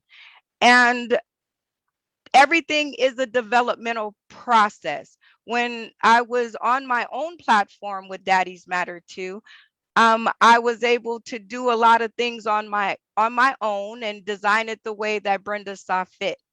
And now I've entrusted it to GoPro Radio because I think it's important for it to be headed and managed by fathers, not mommies. And so fatherhood is what I want you guys to do. And I love it when you do it. We agree to disagree. But again, it's Daddy's Matter too. And it's not about my opinion. Brenda, let me just say Right. that I'm going to say I would love for you to record this and share this video with other fathers and ask them their opinion about it. Just this conversation we've had, and if they will tell you the honest truth of what they perceive about it, because I think that it would be important for them to get feedback. I mean, one of the things is say we can say what our own opinion is and what we feel, but most of the time when we have an issue, we should get feedback from people who. And I would say that look, even if we talk about today, the reason why Mhm. the day even went the way it was because me and Tylon was only people here talking, and me and Tylon talk all the time, and our conversations could clearly turn to what you when you came in, what you perceived the conversation to be, and how you could have seen it was that way. But I think that when other people are in the room and there is another dynamic, the conversation turns to what the actual programming should be. I mean, I think that's where my concern is. I don't, I don't, The format of the show changes as per the people who are on it. One of my things that I would always say is as long as one father showed up, I had a show. I ran the show the same way. It always went the same way with the questions, the games, the fun, the interactive, more than one point of view being displayed. When new people came into the room, their opinions and thoughts were included. And I want to continue in that avenue. If it Mhm. takes a turn and it goes down the street of one particular subject over versus another, then that's the way it goes, which is okay. But um, you have a audience of all fathers who will Google this because they Google Brenda Brown. And I want all of them to see something that they can go, you know what? Yeah, like Tylon said, I want them to benefit. And then I want them to be curious and inboxing me to come and be on the show. I used to have that all the time, and I was very it was great, but I just never thought it was my place to do it. And I still don't. I am a woman. I have all the plumbing of a woman. I'll never be a father. So I want the clear, unadulterated point of views of fathers, all fathers, things that, and I want good as well as bad. But That's what Brenda, I that mean. that only operates when you have the fathers here. I mean, no one's opinion is being strangled or being Suppressed in suppressed. some way. in some way. I You know, mean, when you say include, you know, what also has to be included is Black voices, and I feel like I represent that when I show up. And if Absolutely. Asians had something they want to talk about, and since they Google you and they'll Google Daddy's Matters, a show about dads, and will say, I want to see what this is about, they can come on and they can talk about their issues and concern, and they're going to be met with the same graciousness and poise and uh, welcomeness that I do for everybody on all my shows. Because it's not just, this is not uh, the only show that I do. I actually have a network with a whole lot of shows. There's been shows I've been doing for years on GoProRadio.com. And I just selected to do this because I'm a dad and you asked me to, and I wanted to help. And I want everybody's help. And yeah, yeah, no, but Brenda, you're saying, but where are those people? I mean, this becomes one of my problems with everything that I'm involved with. Mm-hmm. It takes you to do the work mm-hmm. to have an opinion and or to be a part. If you Absolutely. can't, I'm not going to do your agenda and bring up your topics if you're not spending the time to do the work. You're just not okay. So no, here, I'm saying you're not. See, I think you didn't hear what I said. How am I to do your work if you're not in the room to do the work with me? It's like a group project. Everybody has a group project. Everybody's supposed to bring their part to the project, right? correct. But Okay. if you don't ever show up to the project, and Mhm. and then when we turn the papers in, you can't say to when we turn the papers in to the professor, well, they left all my stuff out. You didn't come to any of the meetings. You didn't come to none of the study You didn't groups. come to the You show. didn't write. You didn't come and write anything out. So I'm supposed to say, oh, let me think outside of my own issues, because let me think outside of what I'm thinking to think about you who are not, you're not even here. If you were here, I'm then loving it. would love to hear I love to hear everybody's points of view, because I think that Mm-hmm. in as fathers, everybody's points of views are important, because Right. that's one of our goals in our mission. The unique voices of fathers in the narrative of what it Yes. means to be a father is what's important. But Amen. again, in my program, we only get the voices from the fathers who come in the room. We don't have any other voices from anybody outside, because the people in the room gonna say, where they at? Why are we talking about their stuff if they're not here? Yeah. And again, fatherhood is a vast umbrella of things that there are basics in fatherhood that affect you all. And I understand, Ron, as what you meant by if they're not here, how can we even begin to tackle that? And that is why I'm here. Because I must tell people far and wide, and just like you just told people far and wide, Ron, that you want to hear the opinions of all. And how can you do that if they're not here? That is the best fatherhood cry I've heard in a long while. And I'm on the internet looking at all types of fatherhood, uh, different videos and content, and looking at different programs. Brenda, I hear you, but let me just say this. And the reason me and Talon even having this conversation was based on the graduation, just coming from my graduation. Powerful ceremony. You don't have, listen, you don't have to look for it if the people in the room give you the real, what it is real. We only have 5 graduates. Of the 5, most of them was choking up. Yes, it was moving. Choking up about their experience with these other fathers, with these other men that they was able to spend the time with. But guess what? They did the work. That's why it was only 5.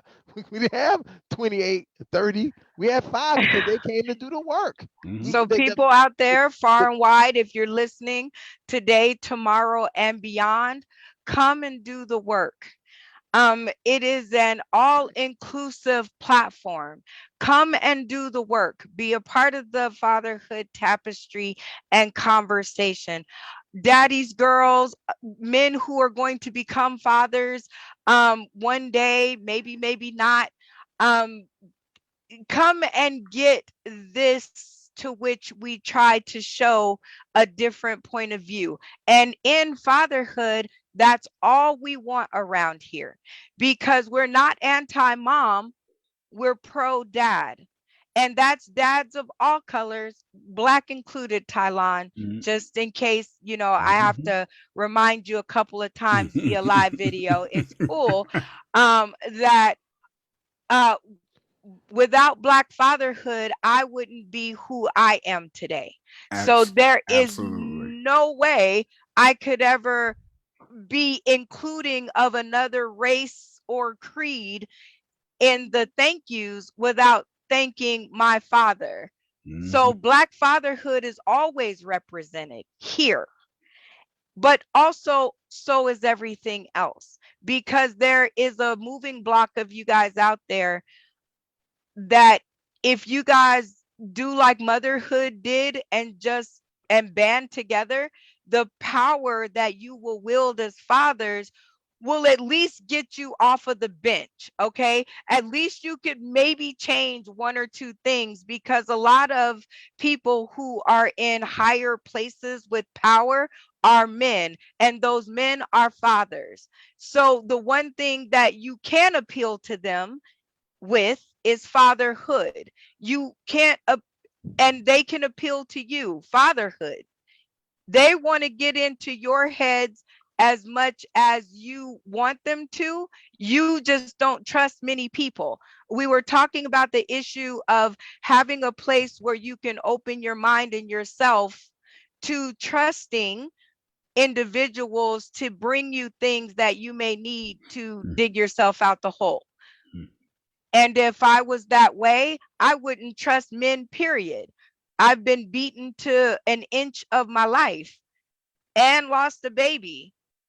So therefore, if that was the case where I could never open myself up and trust again, I wouldn't know the beauty that fatherhood is. Yes, it is very badly put forth, on the media. I was watching Oprah, my thing with her, and I saw her show and I was like, wow, that doesn't even look like the fatherhood that I get to view every week. That doesn't look nothing like them.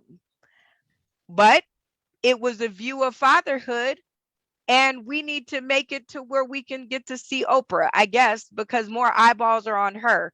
But when we get there, we need to say it in one united voice. Change this crap. Change it. The child support should have been looked at long time ago. And that's for Black, white, indifferent fathers. Child support in itself should have been looked at and gone back over with a fine tooth comb many, many years ago. Mhm. Yeah. I just want to.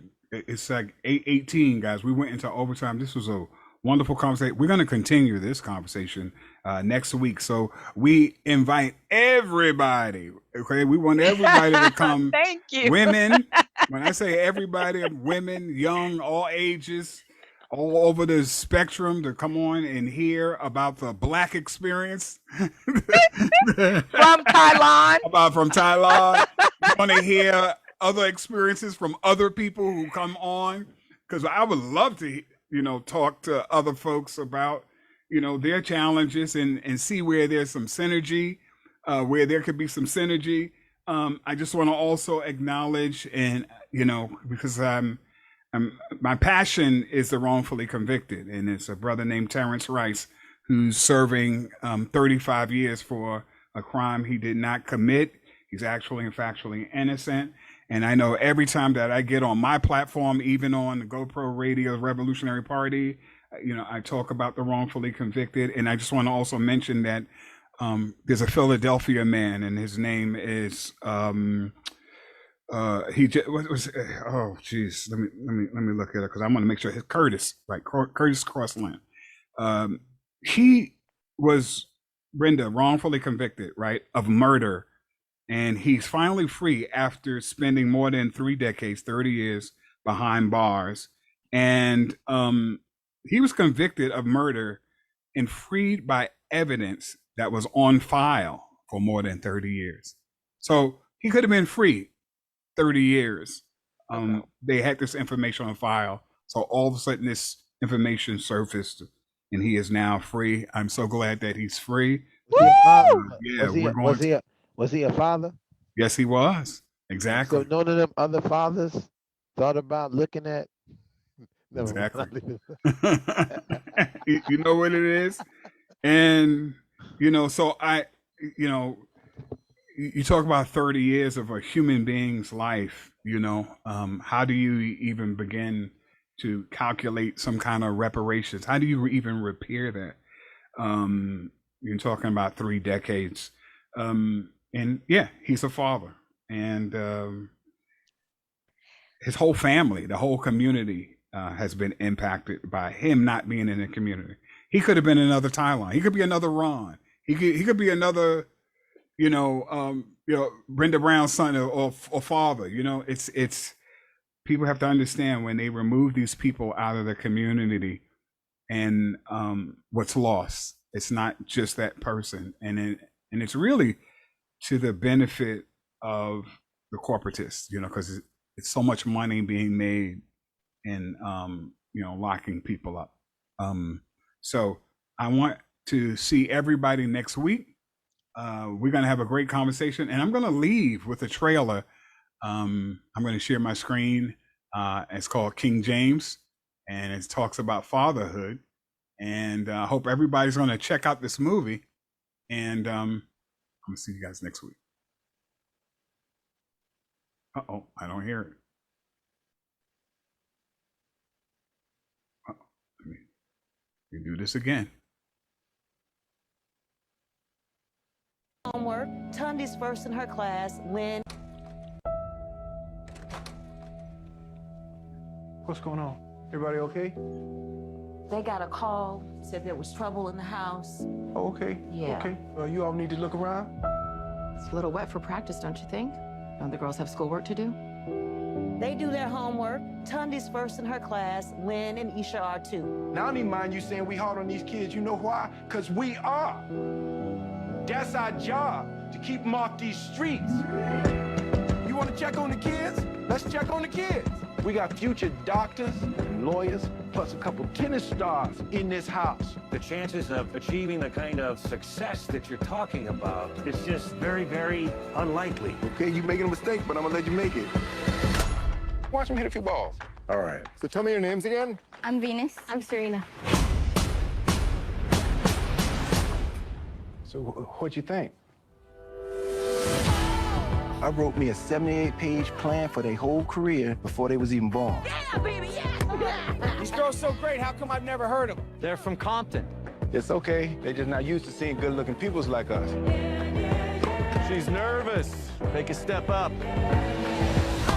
Maybe she ought to take a few more steps up. Just get someplace safe. I think you might just have the next Michael Jordan. Oh, no, brother man. I got me the next, too. This next step you got to take, you're not going to just be representing you. You're going to be representing every little black girl on earth. I'm not going to let you down. How could you? This world ain't never had no respect for Richie Williams, but they going to respect y'all. You going to walk out there with your head up. You are a champion, and the whole world knows it. The most dangerous creature on this whole earth. It's a woman who know how to think. Yes, Daddy. Ain't nothing she can't do. You gonna show them how dangerous you are?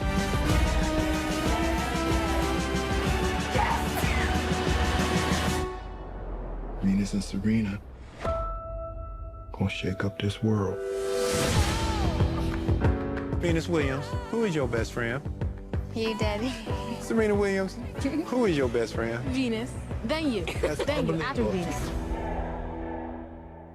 Oh, good. Yeah. I'll Yeah. have to check that out. I might just. Yeah, we're gonna.